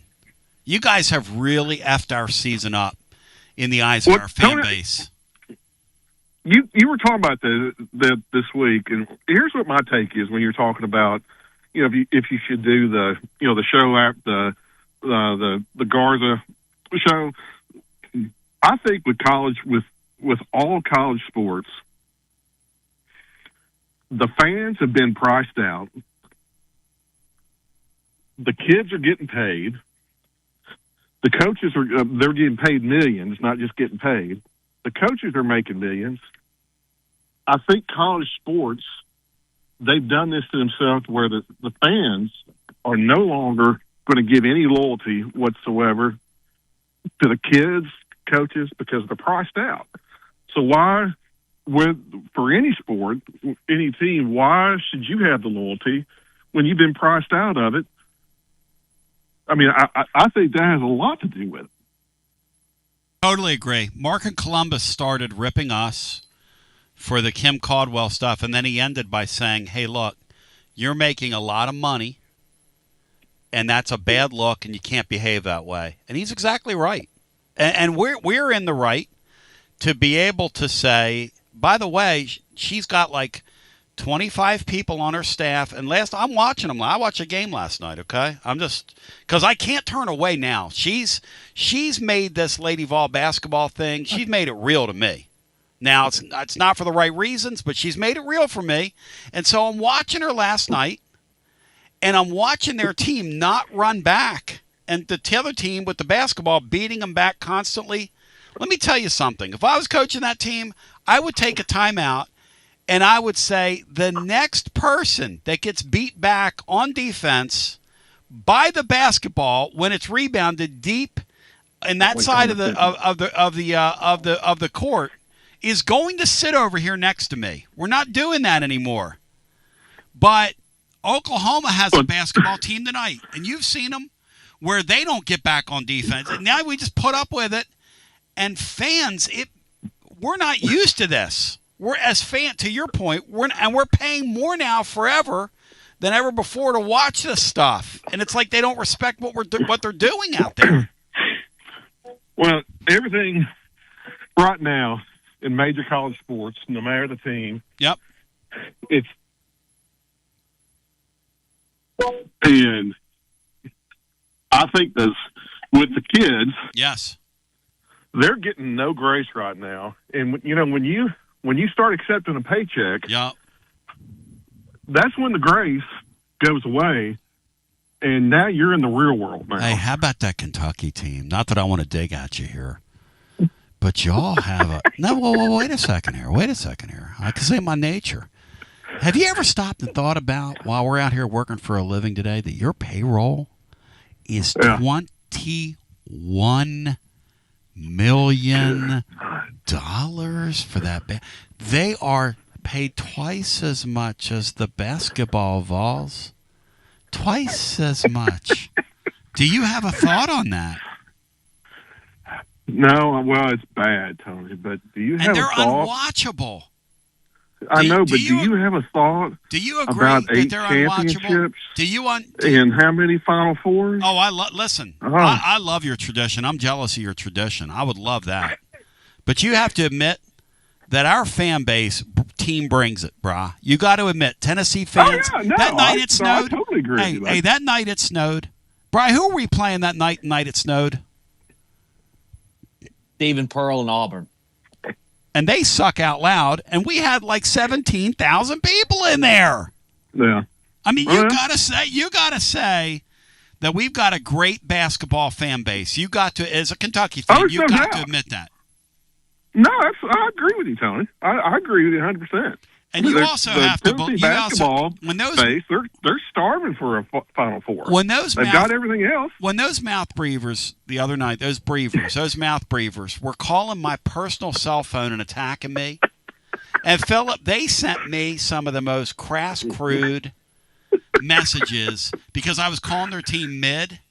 Y'all fan base is like a bunch of golden retrievers that wants to be patted on the top of the head and told that you're the best. I mean, I've never seen a fan base this side of Bama football more in need of the approval of others. Jeez Louise, Hey, man. Tony, one thing kind of attached to that. Mm-hmm. You know what I miss about us sucking so bad in football? Yep. You have to admit the call-in shows. The guards are the call-in show afterwards. That was some of the best radio as far as that's some of the funniest callers I've ever heard in my life. I mean, that's the only thing I miss about us sucking so bad in football. Mm-hmm. Well, you're going to get back to that. Oh, you mean you just confused me. Us means us, Brian, is in what? What does us mean, Brian? What's he talking about? I thought he was talking about the Wildcats. I was going to tell him. I think he's talking about the team that wears Vols. orange. Hey, Volcat Phillip, you miss the Vol sucking in football? You're out of here. Speak for yourself. You're an idiot. What kind of an idiot? I thought he was talking about Kentucky. I was like, oh, well, that could be arranged. See, that's what happens when you're an a la carte sports fan and you're having a conversation with these people. You always have to be mindful of what space are we in now? What realm are we talking about? He wants the Vols to suck in football? I'm not sure you're a Volcat anymore. Brian, can he be a Volcat and say something like that out loud? Well, I'd have more respect if he just became a Kentucky fan of football and Kentucky fan of basketball. Yeah, why don't you become a cat? That would be respectable to me. Philip, what we could have is our boy, oh God, what was his name, Brian, that got suspended from our show that we need to unsuspend? Clay, Fight Club Clay. Yeah, Fight Club Clay. We could have him baptize you back into Kentucky football. Have like a little ceremony. I mean, it would just be a little painful for you. You can't come on here and say that you want the Vols to go back to that dark ages so you can laugh on a postgame. I wasn't laughing. Clown. Are you currently a residential electrician? Would you like more benefits, better pay, more upside? What about a $3,000 signing bonus? Free company paid health insurance, annual profit share, company vehicle, gas card, much more. Call Advent Electric today. Advent, known for their large commercial jobs around town, and due to high demand, they're adding additional roles for their residential department. Maybe you know a friend, family member that's a residential electrician. Spread the word. Email hr@adventelectric.com. hr@adventelectric.com. 865-588-0631 and ask for the Tony B 3K signing bonus. Advent Electric is hiring. You got to dream about buying some land and building on that land. Well, Waterside Contracting is your ticket. 25 years of making dreams come true, Michael Scott. For hundreds in our area, custom homes or remodels, Waterside Contracting will build on your lot. They do incredible work all over the area. Structural integrity, quality without compromise. It's a way of life with Waterside Contract. Check out the wonderful work Waterside does. WatersideContractingLLC.com. When it's time for your dreams to come true. Quality without compromising. Waterside Contracting. College football fans, Chris Fowler here with the play call. This season, go for Dose with ice-cold, refreshing Dos Equis. It's more than a single play. It's a mindset. Think of it as a 2-point conversion for real life. Taking the risk, making the bold move. Whenever we get the chance to go big, we take it. On the field and off, always go for Dose with Dos Equis. Enjoy Dos Equis responsibly. Copyright 2024 Dos Equis Lager Especial Beer. Imported by Cervezas Mexicanas, White Plains, New York. Hi, I'm Jim Simpson, owner of Simpson Meats. When's the last time you grilled a really good burger or steak? One your friends still talk about. Our goal at Simpson Meats is to make that happen every time you have a cookout. All of our cuts of meats, steaks, burgers, briskets, and pork are always fresh, flavorful, and sustainably sourced. We are family owned, so we know the importance of knowing how and where your food is raised. We have been putting quality first since 1888. Visit our butcher shop off Lovell Road or online at simpsonmeats.com. Tony Basilio along with the great Mark Griffin. And we're here to talk about our friends at Performance Medicine. And Griff, their slogan, stay educated, stay healthy. That's you. Wow. I really like to think that, Tony, and I'd like to give Dr. Rogers a lot of credit because I definitely want to stay educated and healthy, and knowing that he's putting the time and effort in to make sure of my care. I want to encourage your listeners to put the time to learn and become educated and get to know Dr. Rogers and see if it can help with your health as well. And there's a really, really easy way to do that. In fact, they've got their own YouTube channel. You can see Dr. Rogers for himself with his staff. It's called The Performance Medicine Show over at the Performance Medicine channel over on YouTube. Also, more information at performancemedicine.net. To our friends in North Knoxville, a brand new location over in Fountain City, now accepting patients. So many ways to reach Dr. Rogers. And like they say, stay educated, stay healthy. Performance Medicine, online, performancemedicine.net. Located in Knoxville's historic Old City, Barley's offers great food, live music, the best draft beer selection in town, and now your new favorite place to watch sports. Their indoor projector is perfect for any weather, and they've revamped their upstairs area with more TVs to take in all of the action. Their menu features hand-battered chicken tenders, juicy burgers, fresh salads, and the tastiest pizza in Knoxville.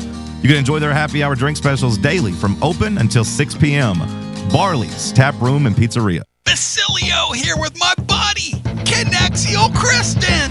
Hey Tony, good to see ya. Connexio builds fleet technology that helps transportation and logistics companies win big. Live GPS, easy ELD and compliance tools, AI dash cameras, and asset tracking, all backed by the #1 U.S. customer support team. Want a better playbook for your operations? Visit Connexio.com/Tony. That's KONEXIAL.com/Tony. Connexio, built for drivers, trusted by fleets, and proud Vol fans.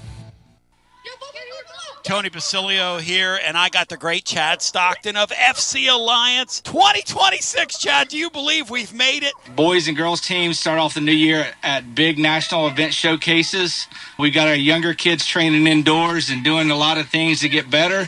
So we're excited about what the future holds. Chad, I hear the juice behind you. I hear the kids. Your program reaches throughout East Tennessee.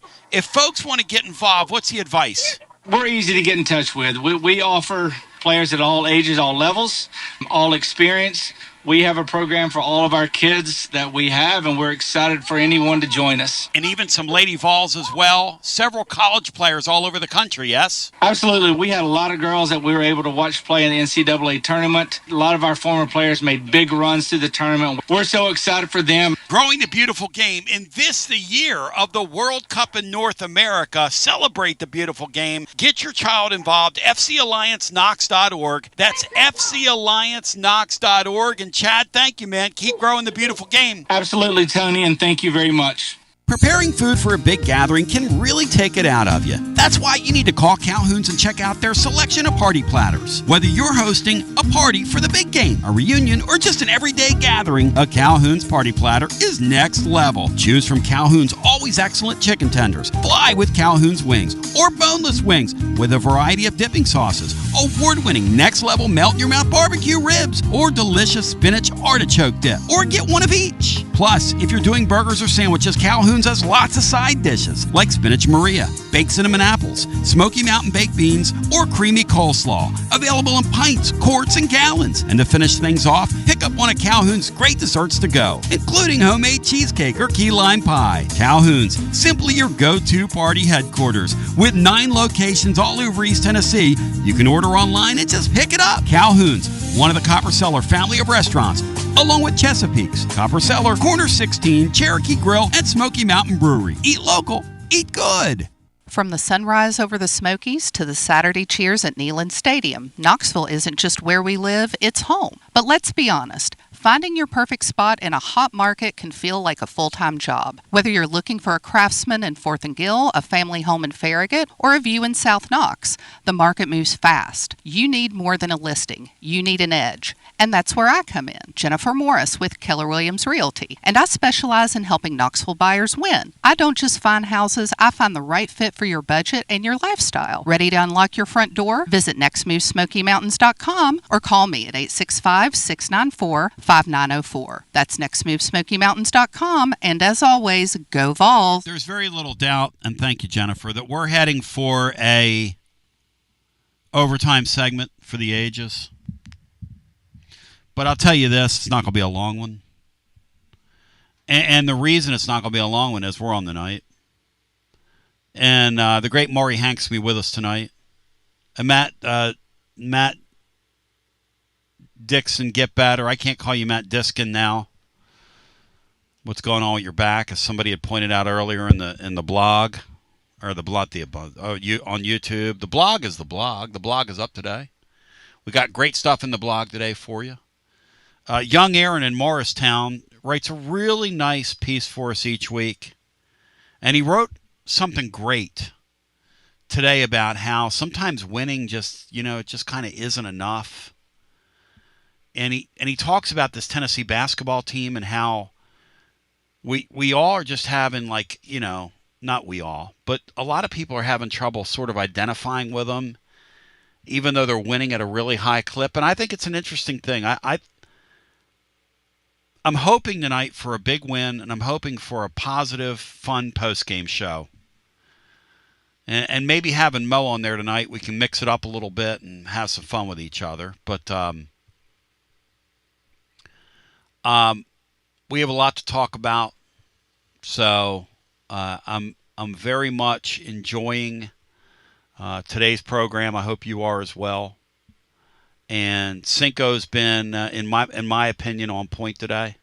Colombo had a great call earlier in the hour. We'll keep the phone calls going. Brian Hartman's added some great stuff as well. And, Bri, your piece today on that Lady Vol softball team, which is not something we've gotten into a lot on here, but when you see something that extraordinary, you've got to acknowledge it. And to the folks in our audience, Bri, that don't watch a sport, they literally went and played a field of elite teams and did the wipeout, didn't they, Bri? They wiped them out this weekend.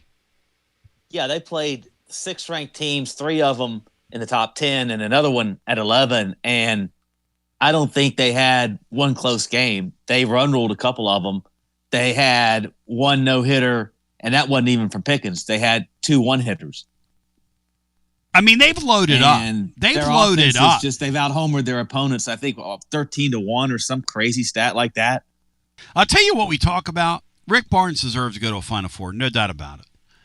Karen Weekly, Brian, deserves the golden chalice or whatever it is they give out. And by the way, she should have been over the first SEC program to win a national championship. She should have been. She should have been the first. Yep. Instead, we've had others do it. But you know what? She, in her career, she gets one fine. If she doesn't, fine. I mean, she's an all-time elite coach. This team they have right now is out of this damn world. The stuff you had in the blog today, Bri, the run differential over the weekend, they don't even walk people. They're not committing errors. I mean, they're just like they're ripping people limb from limb. Like limb from limb, Bri. And they haven't even been home yet. When they come home, they deserve to play before a jam-packed house. This could be the 2022 baseball season. I don't think they're going to lose for a while because their schedule before conference play is not very challenging. Brian, I'd like to point out something for baseball is we're 4 games in. Obviously, I think it's an anomaly. They had the 3 guys picked off, and certainly Elander was very upfront about that. But through 4 games, I don't recall an error in the field. And how about that? That's I think that our program could get loose defensively before, and they look very good even with a revolving lineup in the middle infield. I'm impressed. I really am. How about the fact that Cinco, that I'm getting emails, a couple different emails from people saying that Josh Elander is being an amateur, still coaching third base over there. What's he think he is, Tim Corbin? I've had 2 people email me and tell me that. Apparently it grates on people that he's out there coaching third while he's the like head you coach. said, Corbin does, and he's a Hall of Fame coach. I'm not suggesting. I mean, you rip on Phillip, but Mangione does at third base. He's a third base coach for Kentucky. Again, I know the eyebrows here. We come from the haters, but no, it's if that's where he feels most comfortable. Why is that any different than Josh Heupel calling offensive plays? Does that bother you, Bri? That you could find that amateur hour, that he's over there not acting like a quote-unquote head coach, as I was told by 2 different emailers. Well, Tim Corbin has won 2 national championships, so I only hope that that Josh Elander has that kind of success. That'd be great. Believe in Josh Verlander. We had Tony Vols, and now we have Josh Verlander. And Verlander, if you're listening, I'm growing chin on my hair. I'm growing hair on my chin in honor of you. Because you had a glow up and now you're having a glow down, which I can respect. Because when you're trying for the job, you glow up. And then when you get the job, you let your facial hair come back and you be you, my man. Just like William Pattison in the playbook. On the way next here, Fan Run Radio. My name is Basilio. We love you. God bless, and GBO. You're listening to FM 105.7 and AM 1340, WKGN Knoxville, and W289CU Knoxville. Fan Run Radio. Ron Polk's another one that did it. I'm so fired up, focused, and prepared. Pump. I'd like to give another shout out to while I'm fluffing the new regime is the Josh Reynolds. He was here last year. Tony Vitello had supposedly picked Reynolds out to be the heir apparent if and when Frank Anderson moved on. But I'm seeing throughout the staff that I've seen, even the young guys, they're pumping strikes. It looks like their pitching tempo is a little quicker to me. They seem to be paying more attention to base runners, and it's early days. Certainly, we're not in the SEC, but several of the guys have talked about how last year Reynolds was the day-to-day guy in the bullpen, helping them out, and Anderson was a kind of an overseer. Obviously a legend, obviously incredible. Before people start ripping me, but I'd like to give a shout out to Reynolds too, because I see some things on the mound that are also encouraging. How many steals they allow over the weekend, Sean? I couldn't tell you that. It certainly didn't seem like last year. I again, 3 pickoffs in one game will never be acceptable. That's just haunting me. But they've been talking with Elander. He talked about how they changed some of the mechanics of the catchers, and now their pop-up time and being more effective in practice. So I'm looking forward to that. Yeah, pop time around here has never been a term that's come up. Pop time, excuse me. I'm not an expert in all the terminology. During the Vitello era, that it's something we didn't worry about. I mean, I expect this guy to call some pitch outs to get some guys back pick. We've had guys now. The back picking thing's been a deal here for a while because teams were so excessive with their lead, Sean. So excessive. Let's go to the phone. Well, Cal Stark I mean, he made a career of that. I love Cal Stark. Let's go to the phones.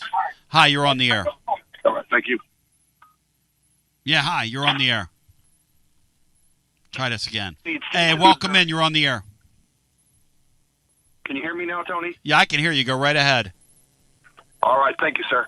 I was just wanting to call in. I heard your Kentucky fan calling earlier. What did I miss? I was getting into the car. He was there and then he was gone. Can I ask what happened? The Kentucky fan? Yeah. He called in. He's a Kentucky basketball fan and a Tennessee football fan. And his final quip to me, which really kind of urinated me off and sent him to the showers, wasn't it great when we were really bad at football for the call-in show? And I said, oh, you guys will be bad at football again. And then it dawned on me that he was actually talking about, wasn't it great when the Vols were bad at football? And I blew him up.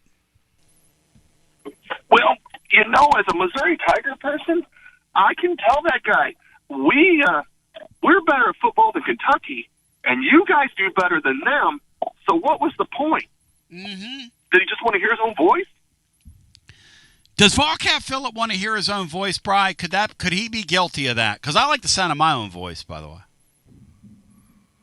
Yeah, I'd say so. I mean, in a lot of ways. When did they have a good team last?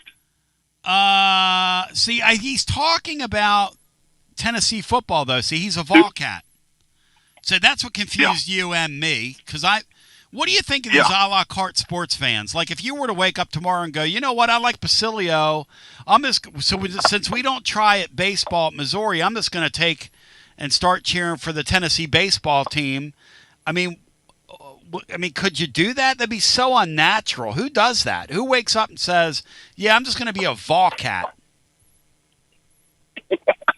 I used to work with a guy, Tony, being up here close to the St. Louis Blues. We always had the white hot anger towards the Detroit Red Wings. Right. This kid grew up here and thought the Red Wings were golden. I never did understand that, but he would be okay with the Cardinals. Oh, my gosh. So gosh. in a professional sense, it's kind of the same logic. It's annoying is what that is. Yeah, we grew up around Cowboy. Absolutely with what it is. I grew up around Cowboy fans in the 70s when the Eagles weren't very good, And that's why to this day I call them cockroaches.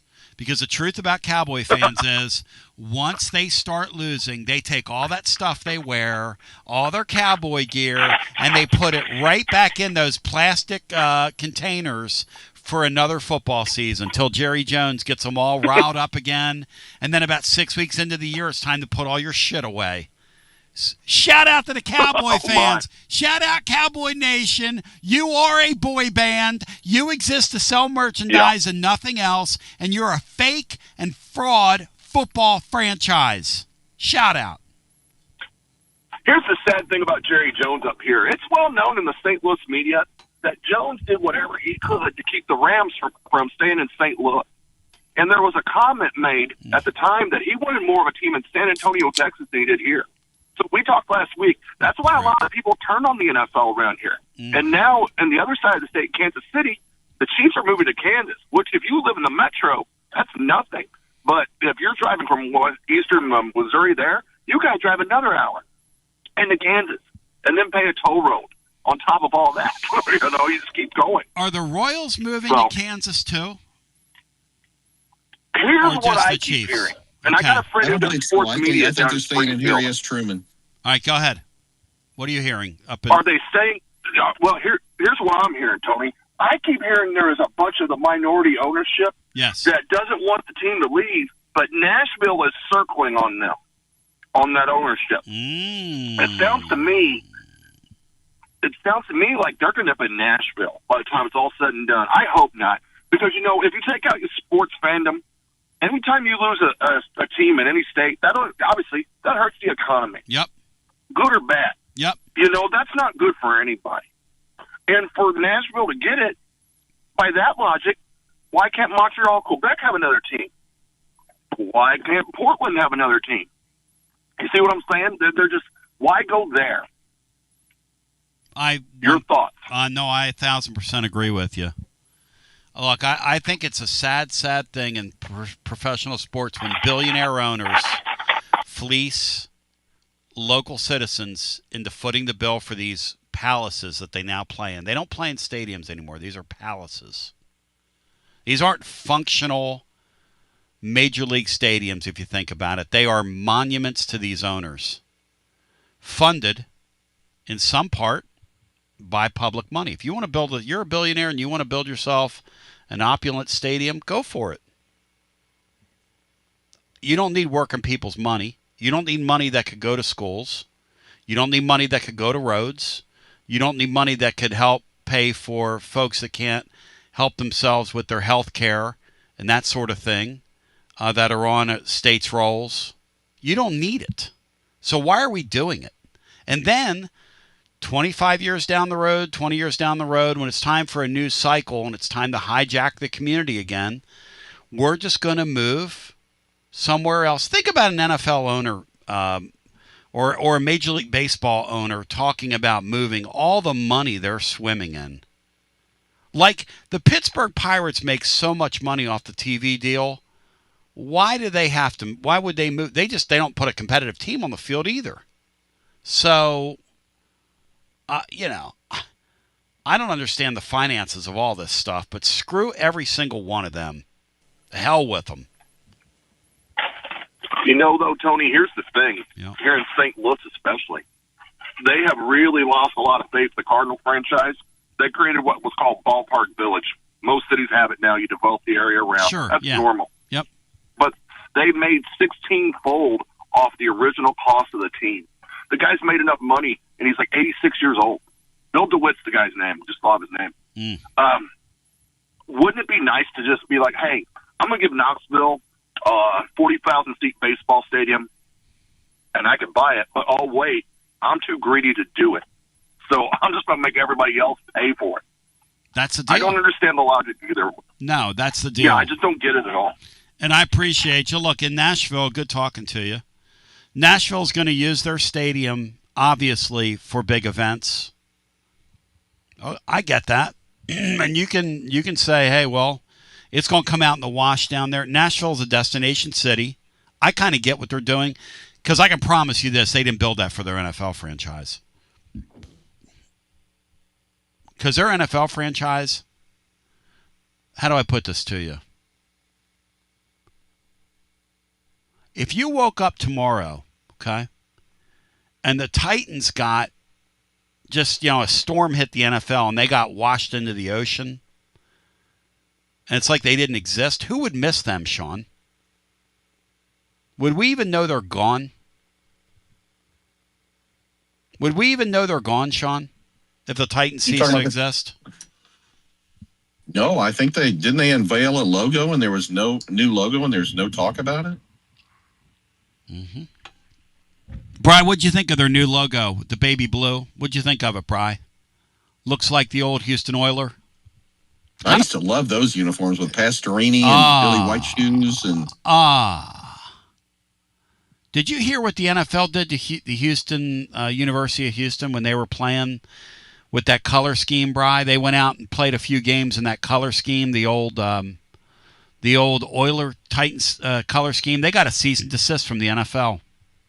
Yeah, and it was butt ugly, so I'm glad they did. But the thing about the Titans is that they're so poorly run. They didn't build them that stadium. That stadium is going to be hosting Super Bowls, World Cups. It's going to be a major concert venue down there. huge international soccer games, other international sports that they're going to bring in there, conventions. I kind of get what they're doing there.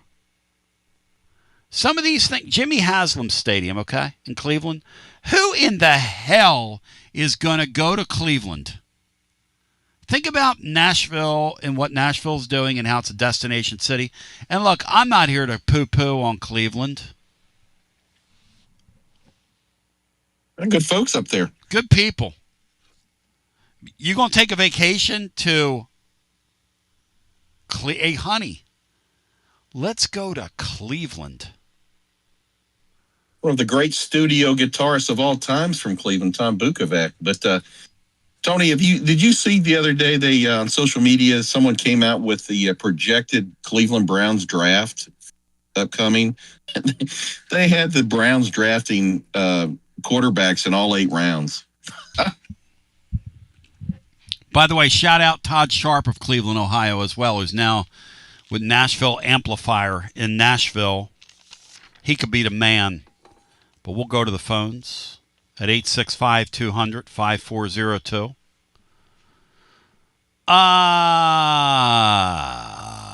Yeah, Cleveland's a great music town.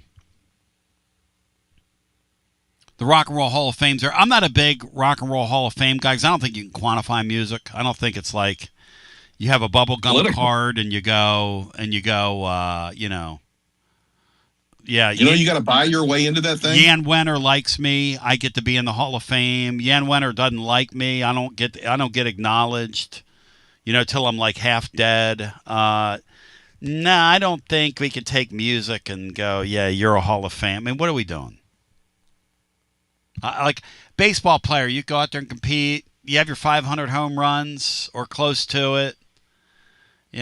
Pitcher, do you have the measurables? Jan Wenner, he likes me. I'm in the hall. He doesn't like me. I'm over here. And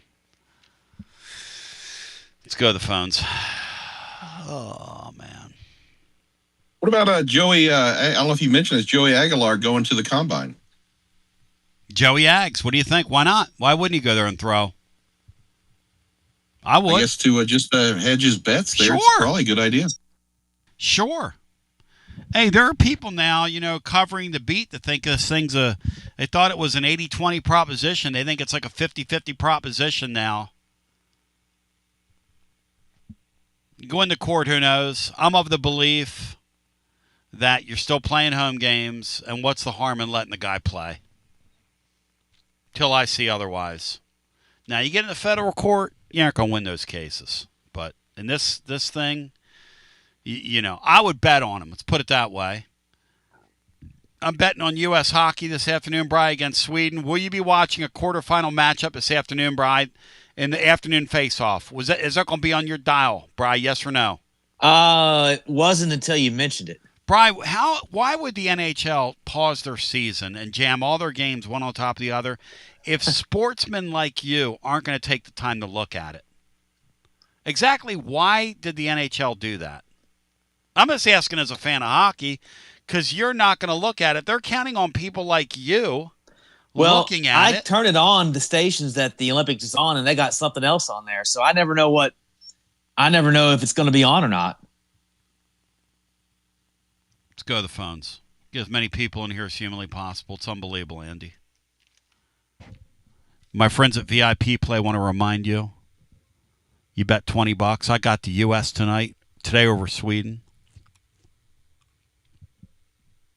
I'm making that a 2-goal bet. I'm going to plus that up. Also, I've got the Vols tonight covering, Bri. The line for Tennessee tonight, Bri, against Oklahoma is 12. It's 10.5. Now, J.P. Estrella has a lower injury, lower extremity, and he's doubtful to play. Correct. And he'd been playing really well. Really lately. well. He's the third. So I hate to hear that. He's the third in the 3 stretch here. I've got a couple texts out, and I haven't gotten any answers yet. Let me check it again. You remind me. It could be they feel like they could get through this game without him and Sure. try to just ease it up a little bit and then get him see ready if he's full for go Saturday. Save him for that one. That's right. I hope that's what it is. I haven't heard that's what it is. I'm trying to check my text here if they'll load. But this is how you remind me, Bri. This is how you remind me. Let me see here. Let me see here. Let me sit. Never got a text back. All right. So we know that about Estrella. I'll take the Vols anyway. Go claim your VIP play welcome bonus. 9.5, they're covering that spread. Bet $20, you get $100 in bonus bets. You'll win that bet. You'll win with the USA over Sweden. And you'll call yourself a genius by the end of tonight. Genius. The phrase that pays and the promo code is TNTony. I want to remind you, Live Always, 200-plus leagues, numerous bet types, props, options. They got you covered. Everybody gets treated like a VIP over at VIP Play. And VIP Play, Willie, the great Will Heflin's dropping another starting rotation pod later today, and we'll have it up tomorrow for you. Thousands have already found VIP Play Willie's Tennessee Baseball pod. And shout out to my man Will Heflin, who jams out, jams on the one. Let's go back to the phones. 865-200-5402. Now, Seymour Joey asked an interesting question. How is Joey Aguilar? He's got to be just going and getting measured because he's not going to be throwing the football, Sean. He just had a surgery. So is he just going to get measured by those folks? He cannot be. That's a really good point somebody just brought up. He can't be a full participant in it. That's a great question because I hadn't thought about that. I hadn't thought about it either. Thank you to he's got a built-in reason he can't throw because Seymour of the Joe. injury. But that's exactly right. Maybe go up there for measurables and interviews, perhaps. Yeah, that's maybe get some feedback on where he might stand. That's exactly right. What he needs to do to get better. That's exactly right. Can you do that? I guess you can do that with the NFL. Sure you can. You can do anything now. These guys all have agents. Back in the day, they'd be scandalous. Oh, you talk to an agent. What is the damn water in your house going to change? Because a guy talked to an agent. People used to walk up to me and go, I saw so-and-so getting paid at a restaurant. I don't care. I asked one guy, did you get some yourself? Huh? Why are you worried about somebody else making a little money? Mind your own business, man. Let's go to the phones. Hi, welcome in. You're on the air. Hey, Tony, Zach in Johnson City, or Zach from E-Town. What's up, Johnson City? Shout out to my man, We Ship Floors Allen in Johnson City. Allen in Johnson City. I'd like to meet him sometime. I was going to ask you. You were talking about these guys that root for two different teams. When I was a kid here in Johnson City, Tennessee basketball was during the late Don DeVoe, early Wade Houston. So we rooted for ETSU because we had that magical kind of 4-year run, and still cheered for Tennessee in football. I mean, do you think that counts as a offending? No, they play two different. They're playing in two different leagues. I've always had a soft spot for East Tennessee State sports, man. Always. I love their colors. I like all the state schools. I love their uniforms. I agree with Brian. Yep, I cheer for all of them. I like to see Middle play well and do well. Yeah, I agree with you.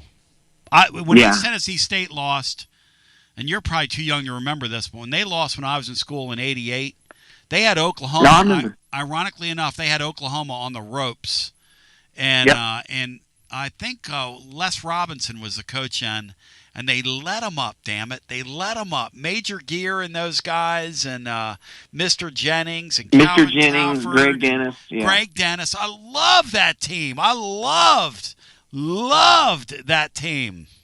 Yeah, that was like my intro into college basketball. So I did kind of consider myself an ETSU basketball fan while that was while kind of Andy Kelly was at Tennessee. But these guys that picked, like you said, a la carte. I have a friend who liked Miami in football and North Carolina in basketball, and I just can't take somebody like that seriously. You lose your credibility almost as a human being to me when you have that kind of goofy sports. That's why I like to have people explain their fandoms. Yeah, I don't. But, I don't. I don't get it. I don't get the a la carte fandom thing, but hey, to different strokes for different folks. The people that jump around when somebody's winning and go out and buy a jersey, like all the Florida fans in our community in the 90s. Oh, God. God, that ate me alive, man. And then I'd like when we were back, I'd like to speak up for a group of those fans. I know a lot of well-meaning people that back in the day are Vol Tigers, being Shelby County, and they were when Memphis basketball was going great. I don't think it was at the expense of Tennessee, but they were full-throated for the Vols when in football, but they were likewise with them. So it's I'm going to stand up for those guys a little bit. Yeah, I think there's a level. It's just like, but just picking, and it's even worse if there's no regionality. If you're cheering for the Lakers or something like that, that's kind of whack. But I just had to give a shout out to the Bucks. Absolve myself of being a Vol in year for a little while. But I love the Bucks, man. That's in my book, and who cares what I say, but that's highly acceptable in my book. They played the Fab Five too. I believe it was in '91, and gave them a pretty good game. I want to say they played Arizona, and like you said, I believe they took Oklahoma down to. They had the lead. We made it to the round of 32 one year. I can't remember who it was we beat in the first round, but they had the lead at the 40. They had the lead at the 40 at the under 4. It was great, man. See you, Tony. Thanks, guys. Thank you, brother. Back to the phones we go. 865. What I don't like is when they're in the same conference and somebody picks a different team from two schools in the same league. That's when it's really messed up. Well, that's what Volcat Phillips doing. But he can do whatever he wants to do. I mean, it's America. I just don't understand. It'd be like saying, "Yeah, I'm an Eagle fan and a New York Giants fan." Okay, I mean, and then when we were having a conversation, he said "we" and "us," and I got all like. Then I realized, wait a second. He was saying he wants Tennessee football to suck again, so the postgame show makes him laugh. I'm like, well, it didn't make me laugh, and you just pissed me off. So your call's over. Let's go back to the phones. Hi, welcome in. You're on the air. I'm on. You are on, Boy Billy. Hey, Boy Billy, man. What's up, my favorite Fountain City Rambler, baby? How you doing, Boy Billy? Hey, man. I ain't seen somebody pull down their pants and take a dump that big on Cleveland since Joakim Noah's post-game presser back in the playoffs, bro. Well, Cleveland's had a lot of dumps on it, taken on it in the past, but Jimmy Haslam takes the biggest dump every day on Cleveland when he mismanages their football franchise that they love dearly there. Hey, man, I heard he does colonoscopy cleanse about 2-3 times a week just to get more out on him, you know what I'm saying? Oh, my gosh. I'll tell you what. I guarantee you he's pumped so much shit on that franchise. I guarantee you the green is so grass on that field. It's unbelievable. I bet it makes that old George Toma green with envy. Ah, come on. Hey, did I hear you say you do guest blogs, man? Can I get on that? I'm going to write me something. A what now? You do guest blogs on the website, on the blog, man? Can I get in there and write me a guest blog one day? Yeah, I would love for you to guest blog. Please. Anybody that wants to do it.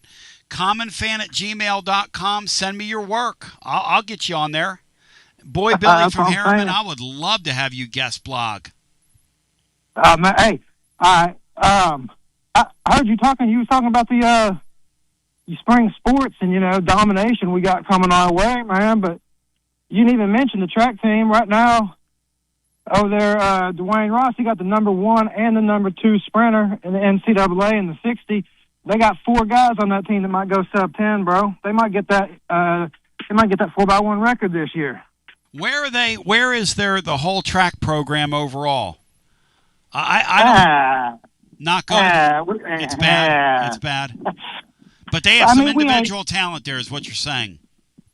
There's some real talent in the short sprints, and I mean I'm not doubting on every single event, but it ain't like top notch. But it's going to be harder to win an SEC, but they'll probably do better at the NCAAs where the points get diluted and you get 2 or 3 studs and you can get up there. You know what I'm saying? Boy, Billy, when we were on campus, me and Cinco, the track team, when they would have the Dogwood Invitational or whatever you call that thing, and then one year in '94 they had the U.S. Nationals there. Our track program at one time was, as you know, It was them Oh, in yeah. Arkansas. It was them in Arkansas, and Arkansas had all those internationals, and they would dominate it. But the U.S., when I was there, had all those Olympians and all these incredible. And the football program, Sean, would share those guys, the Sam Grady's of the world, and the Willie Harry Gaults of Scott. the world, and the Scotts of the world. Yeah. Boy, Billy, what happened to all that, man? Well, when they let the great Doug Brown walk off that campus and go to Florida, yeah, that was one of the saddest days for me. And before you go, Billy, I harken back to how many years ago when the great caller JB was the lone megaphone out there touting or talking about the track program. team. Wherever you are, JB, Yoshi-hee-ho. Yeah, I love any kind of culture. I had a friend that was really into big into Steve Prefontaine, the great Kevin Kelsey, and he took Is that lady still the head coach from Penn State? I don't know, but no. The coach they hired is the guy from the historically black college. What's the coach's name at UT? Dwayne Ross, North Carolina Dwayne Ross. A&T. Yeah, you shout him out. Yep. Yeah, fantastic. shut up. Fantastic. And they were, talking about Doug Brown, they were still good when they had Bill Webb. I mean, Bill Webb recruited. He had a full team every year. He had a bunch of decathletes. He had sprinters. He had distance. He had a whole thing. Now they just ain't covering everything as much as they used to. You know what I'm saying? Who's the guy they hired that didn't know the names of some of his own athletes? I had a guy. I was over there in Eddie's Health Shop one day. Wasn't he the guy that had the wife who was a famous track person? Yeah, he was a women's coach. It was a guy named Clark. They did good for a couple years, man. J.J. Clark. Okay, so check this out. Here's a great J.J. Clark story for you. I'm over there at Eddie's Health Shop one day, and a guy behind the counter says, "You want to know how lost our track program is?" Hey, Tony, I'm going to tell you it's about this. And, I'm just sitting there listening. I know nothing about it. I'm just going to hear a story. He said, my little brother, I was on the team. My little brother came to see me. And he said, he doesn't look anything like me, okay? This Clark walks up to his little brother and says, because he mostly hung out with the women, as you know. You probably know the inside stuff on that. But he looked at my little brother and said, hey, get ready, man. You're disciplined. You're about to go. And my little brother looked at him and said, I'm not on the team. But other than that, the guy was really dialed in. Hey man, I got another story about that guy. Go ahead, hit it. There's the decathlete I know, and I don't want to put any names out there, but I know him. Yeah. And he saw right when that Clark guy got hired. He saw him out there somewhere, Ruby Tuesdays or Chili's or something like that. And he just thought he'd be nice to go introduce himself and say, "Hey, nice to meet you. I'm on the men's team." Blah blah blah. Mm-hmm. And then they've been practicing out there for a couple of weeks, and Clark just looked at him. And he said, about 4 days ago, one of your decathletes came fairly close to hitting one of my runners with a discus. Make sure it never happens again. And just went back to eating. What? When he met him? What? That's the greatest thing I've ever heard. Well, you need to get out more, man. That ain't that good. I got plenty more for you. I need a guest blog. You'd need a guest blog. Somebody said on here, you need to come in the studio one day and guest host with us. Man, I'm down. Boy, I love breakdown. characters. I love characters, man. Hey, man, I got them for days, bro. Well, hey, I'm getting out of town. I'm going on a 5-day trip. I'll hit you up when I get back, bro. Are you suspended on your trip like Negative? I mean, you ain't suspending me, man. I'm clear, smooth, controlled, always ready to go, man. I ain't going to do nothing crazy. Thank you, brother. Good talking to you. By the way, the real Mr. Tubbs, Bry, follows the show. He said, Basilio, what about that one ill-fated spring when you decided to cheer for the Mets? This is a true story. The Phillies bottomed out. They quit spending money. Poor ownership. They let the thing fall into disrepair before this current owner got a hold of it. And it urinated me off. And I love baseball, and I love watching the New York Mets broadcast. I still do. I love the Mets broadcast. So me and Anthony last year, we split the MLB Sunday ticket. Not Sunday ticket. What do you call the MLB thing, Brian, when you get the extra innings? We split it because he doesn't live here. I don't know. Anyway, we split it. I still love watching the Mets telecasts. And Laura one Father's Day got me a brand new Mets baseball cap.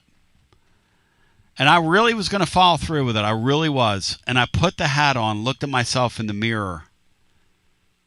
And it was one of the more shameful things I've ever done in my life, putting that cap on. It looked so foreign on me. I took that cap off. I saw the error of my ways, and I continued to bust Bino's balls that whole season and acted like I was a Mets fan.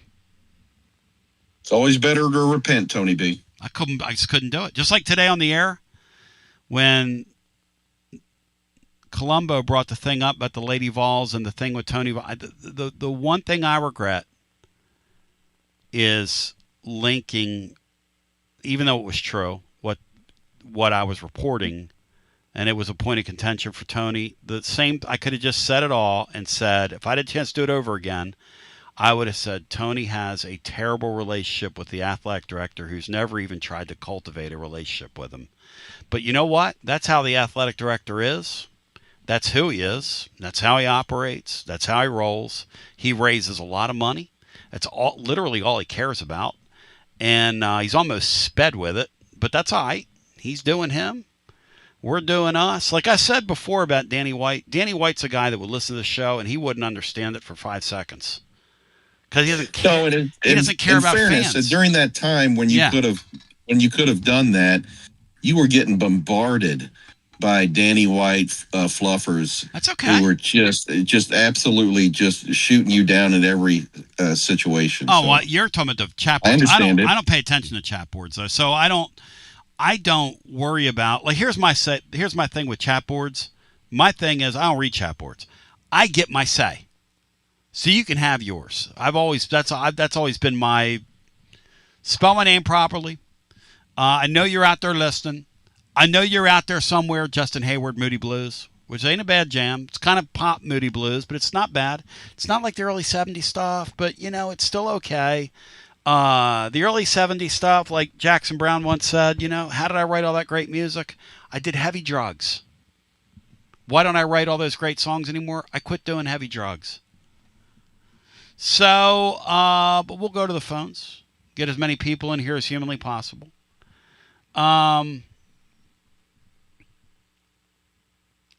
Really incredible, though. Incredible stories all the way around. Boy, Billy, the guy walks up and introduces himself to him, and then the Clark guy comes back and says, hey, you guys almost hit one of my athletes here today. Not, hey, welcome to the team. I love you. I appreciate you. I look forward to coaching with you and being around you. He must have been a bowl of cherries, Cinco. You know what I mean?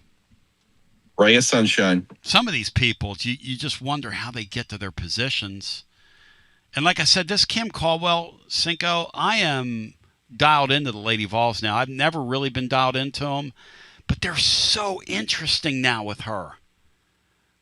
Now, they're going to kill the team they're playing. They're playing somebody that invests zero money in it Thursday, Bri. That's what we have Texas in this league. A&M. They're one of the bottom teams in the league. We have some teams in the league that literally spend like $25 on it. And A&M's one of them. Kelly Harper, her team is one of them. That team they brought in here last week. But then they have, who do the Lady Vols have to close, Bri? They got a couple of games that will be hard for them to win. They've got Oklahoma, they've got LSU, both of those on the road, and Vandy at home to close out their season after Thursday. And how many wins do they have overall right now, Bri? 16? I think there's 16, I believe so, yes. So they could go into that NCAA SEC tournament sitting on 16 wins. It's very possible they could lose our last They 3. should win Thursday, but the rest of them are. Yeah. Sitting on 17 wins, yeah. I haven't been paying attention to the record. Is it a foregone conclusion they're in the tournament or NCAA tournament, or is there a chance they might miss it? 18's projected as a 5 seed, I think, coming into last night. So I think they're pretty safe. 18's usually the magic number, but they played like a number one strength of schedule. Like they played that UCLA team. The problem with them is, again, I watch the real games. So the problem is, in the real games, they've just gotten trashed, right? But then they turn around and they take the lesser likes and they trash them, which is something that Rick Barnes' team hasn't been able to do this year, Bri. Rick Barnes has a weird team because they can't trash the trash teams that they should be trashing.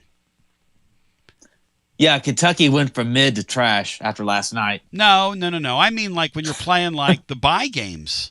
That should have been our big red flag because Barnes has always been, we're going to game the system. We're going to smash the trash teams. Well, some of those lines were way high, though. I mean, I think there was some over 40, and I think they won some of those games by 30. Yeah, so and that's take a red that flag. for what it's worth. That's a red flag. Because internally they know the number. And they know to game the computers, you have to cover the spread. If you want your seed, and that's how college basketball is. This Ken Palm, doubletakeout.com, that's his curling site that I look at. But I'm a curling aficionado. Men in brooms cussing at each other is something I've got a lot of time for. When Sweden and Canada were a man in a broom, Brian, cussing you out is absolutely next level.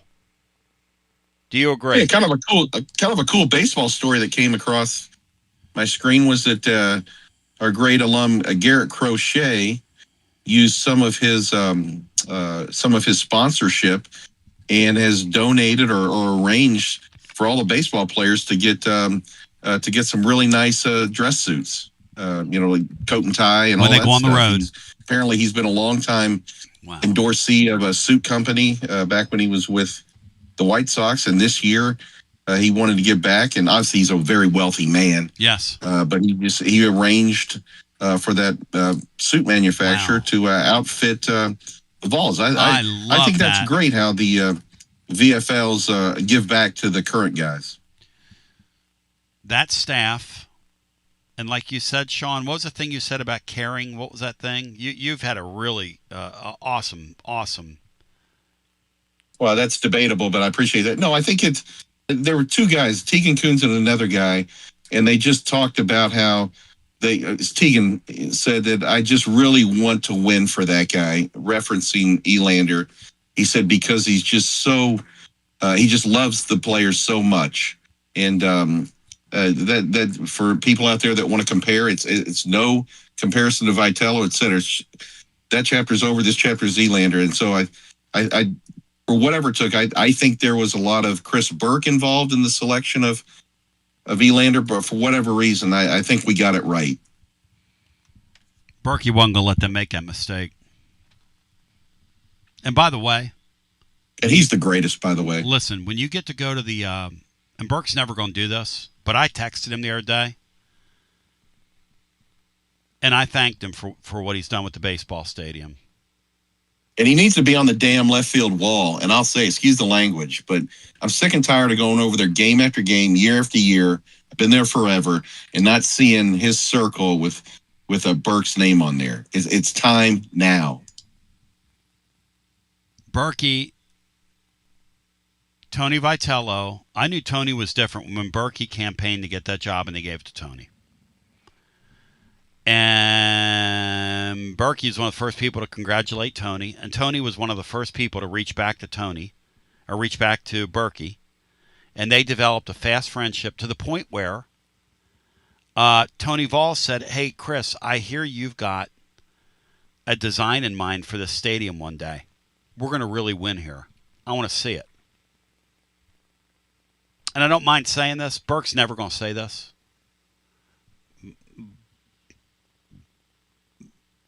Chris Burke designed a pretty good portion of that stadium. That's his vision. And I reached out to him the other day and I said, "Hey, I'm giving you your flowers," after I was in the stadium, the 99% complete stadium. And he's being very, very, very like, "Oh, come on, Tony." And I said, "Chris, no. I remember this. I remember what Tony told me. I remember how you came down from Louisville and you guys walked the site and the whole thing, and you're not going to run from this thing." And I love that. Danny White gets a lot of credit for seeing the thing through to the completion. That's what the athletic director's there for. And Tony Vitello gets a ton of credit for allowing Chris Burke to share and opening his world up and allowing Chris Burke to share his vision. Tony was not a me guy. I know some of you think he is. And Chris Burke is not a me guy at all. Chris Burke is somebody that absolutely loves you, Tennessee fan, loves our place, loves our community, loves that school in an undying way. Okay, I'm just telling you. It's amazing. It's amazing. Utterly amazing. On the way out, do either one of you have anything else you'd care to add? And to the callers, I can't get. I got to be on tonight. I love you. Tone, thanks for having me on again. It's always my treat to be here with you on Wednesdays and sharing it with you and Coach Brown and Brian. And so all I got is go Big Orange in every sport. I'm for you, not against you. And Lady Vols track. Congratulations on being number one and representing the Big Orange. And please go borrow Heupel's razor, Tone. Now, is that Heupel's razor's razor or Heupel's razor's razor? Heupel's actual razor, and just, I think you go straight Billy Gibbons on this play. Yeah, I don't think I'm gonna get real close so the listener at home can see this. Hang on.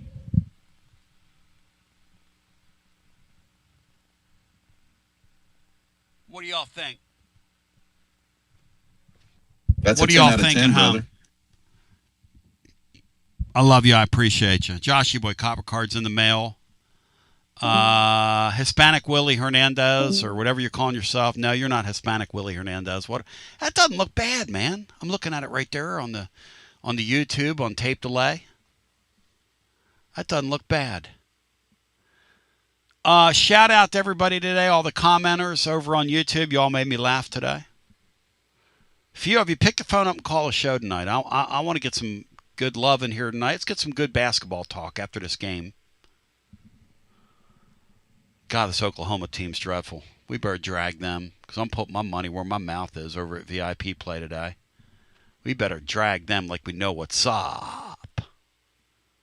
Barrett, 1181, said keep it. You're right. Laura, lovely Laura B., she doesn't like it. She said, what are you doing? Like that to me. I mean, we're getting ready to celebrate our 35th anniversary. So, it is what it is at this point, and I love her. Every more, it's like the old song in the 60s. Loving you girls better than the day before.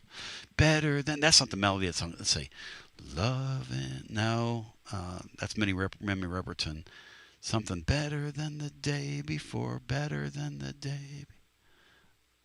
A lot of good tunes in the 60s. That song that Randazzo guy wrote that went, I think I'm going out of my head. There's some good jams from the 60s now.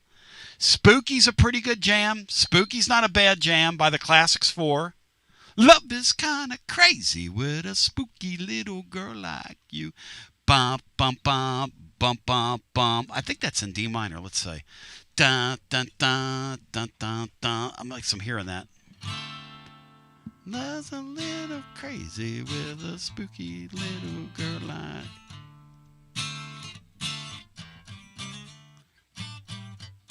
No.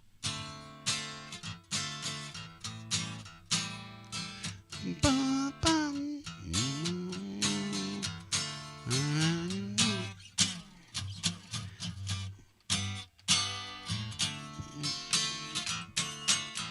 It's something like that.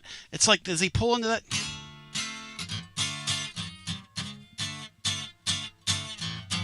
Now, what's the 7 to that? Let's see.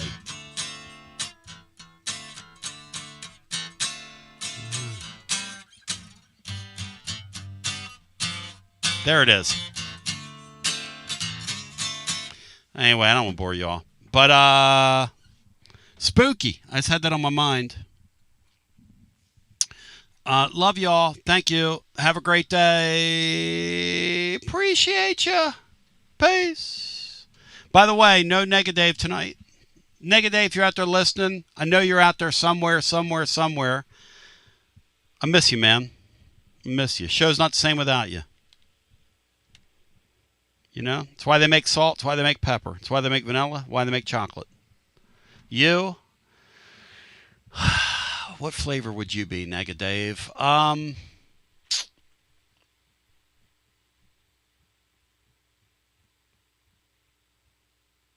I wonder what like raw I don't know. I wonder what like rotted walnuts would taste like. Appreciate your peace.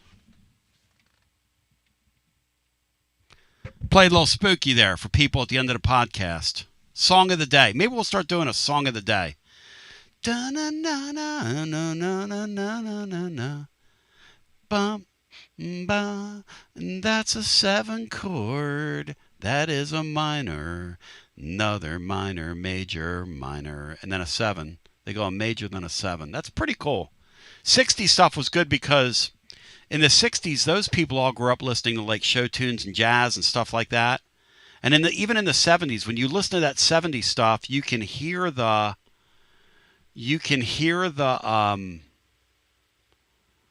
you go back and listen to 70s music, and they use so much jazz influence stuff because that's what they grew up listening to. And then the British music is so interesting from the 60s. And my brother-in-law says this, which is something to really think about. A lot of those guys grew up playing in, when they were kids, like bombed out World War II structures and stuff like that. And there's some of that in their music. If you think about some of that stuff that came out of the 60s, the kids that grew up in that era. But, yeah, if Nega Dave was a flavor, what flavor? Maybe we'll do that tomorrow on the show. Maybe we'll have since Nega Dave can't call in and defend himself, maybe we'll haze him. We'll just do a show tomorrow where we take him to Hazen, Arkansas, and we just haze him for a full 2 hours. Hey, Matt Diskin, I love you, man. Get better, brother. Get better. All right, let's run today's show back. Spooky. That's a good little jam right there. And they have a couple other songs that sort of sound like that, too. The classics for Traces. Or So Stormy. So Stormy. Dun, dun, dun, ba, ba, ba, ba, ba, ba, da, da, dun, da. There's a 60s group that my brother Steve loves called the Vogue that I would encourage you to check out. Vogues. Check out a song called Magic Town if you've never heard it. He loves the Vogue. We play the Vogue sometimes on the phone with him. Bum, bum. Dun, dun, dun, dun, dun, dun, dun, dun, dun. Tony B. Tony B, love you. Bum, bum, bum, bum, bum, bum. Tony B, love you. Another award-winning, boy, I sound like a complete action-packed comedian, don't I? edition of the Tony Basilio Show is coming Hey, do up this thing next. on YouTube where you Tips find... are always appreciated here at TonyBasilio.com, home of the Tony Basilio Show. I'm going to fast forward through this. And they've got this team that's like really highly paid, but they There don't you play go. hard. It's an interesting advertisement for the era. For the era that we're in right now. It's such a crazy era. You got Vitello yesterday. See, Vitello got managed yesterday. He had to walk back his comments. He was never managed at Tennessee. Danny White admittedly said, I never had anything to do with these. I don't have anything to do with these people. I don't talk to coaches. Like, huh? When he said that, when we were talking about that before he said it, and y'all didn't believe me when I told you, because you're making that up. I didn't make anything up. Nothing in me to make something up. And what's in that for me? And Tony yesterday.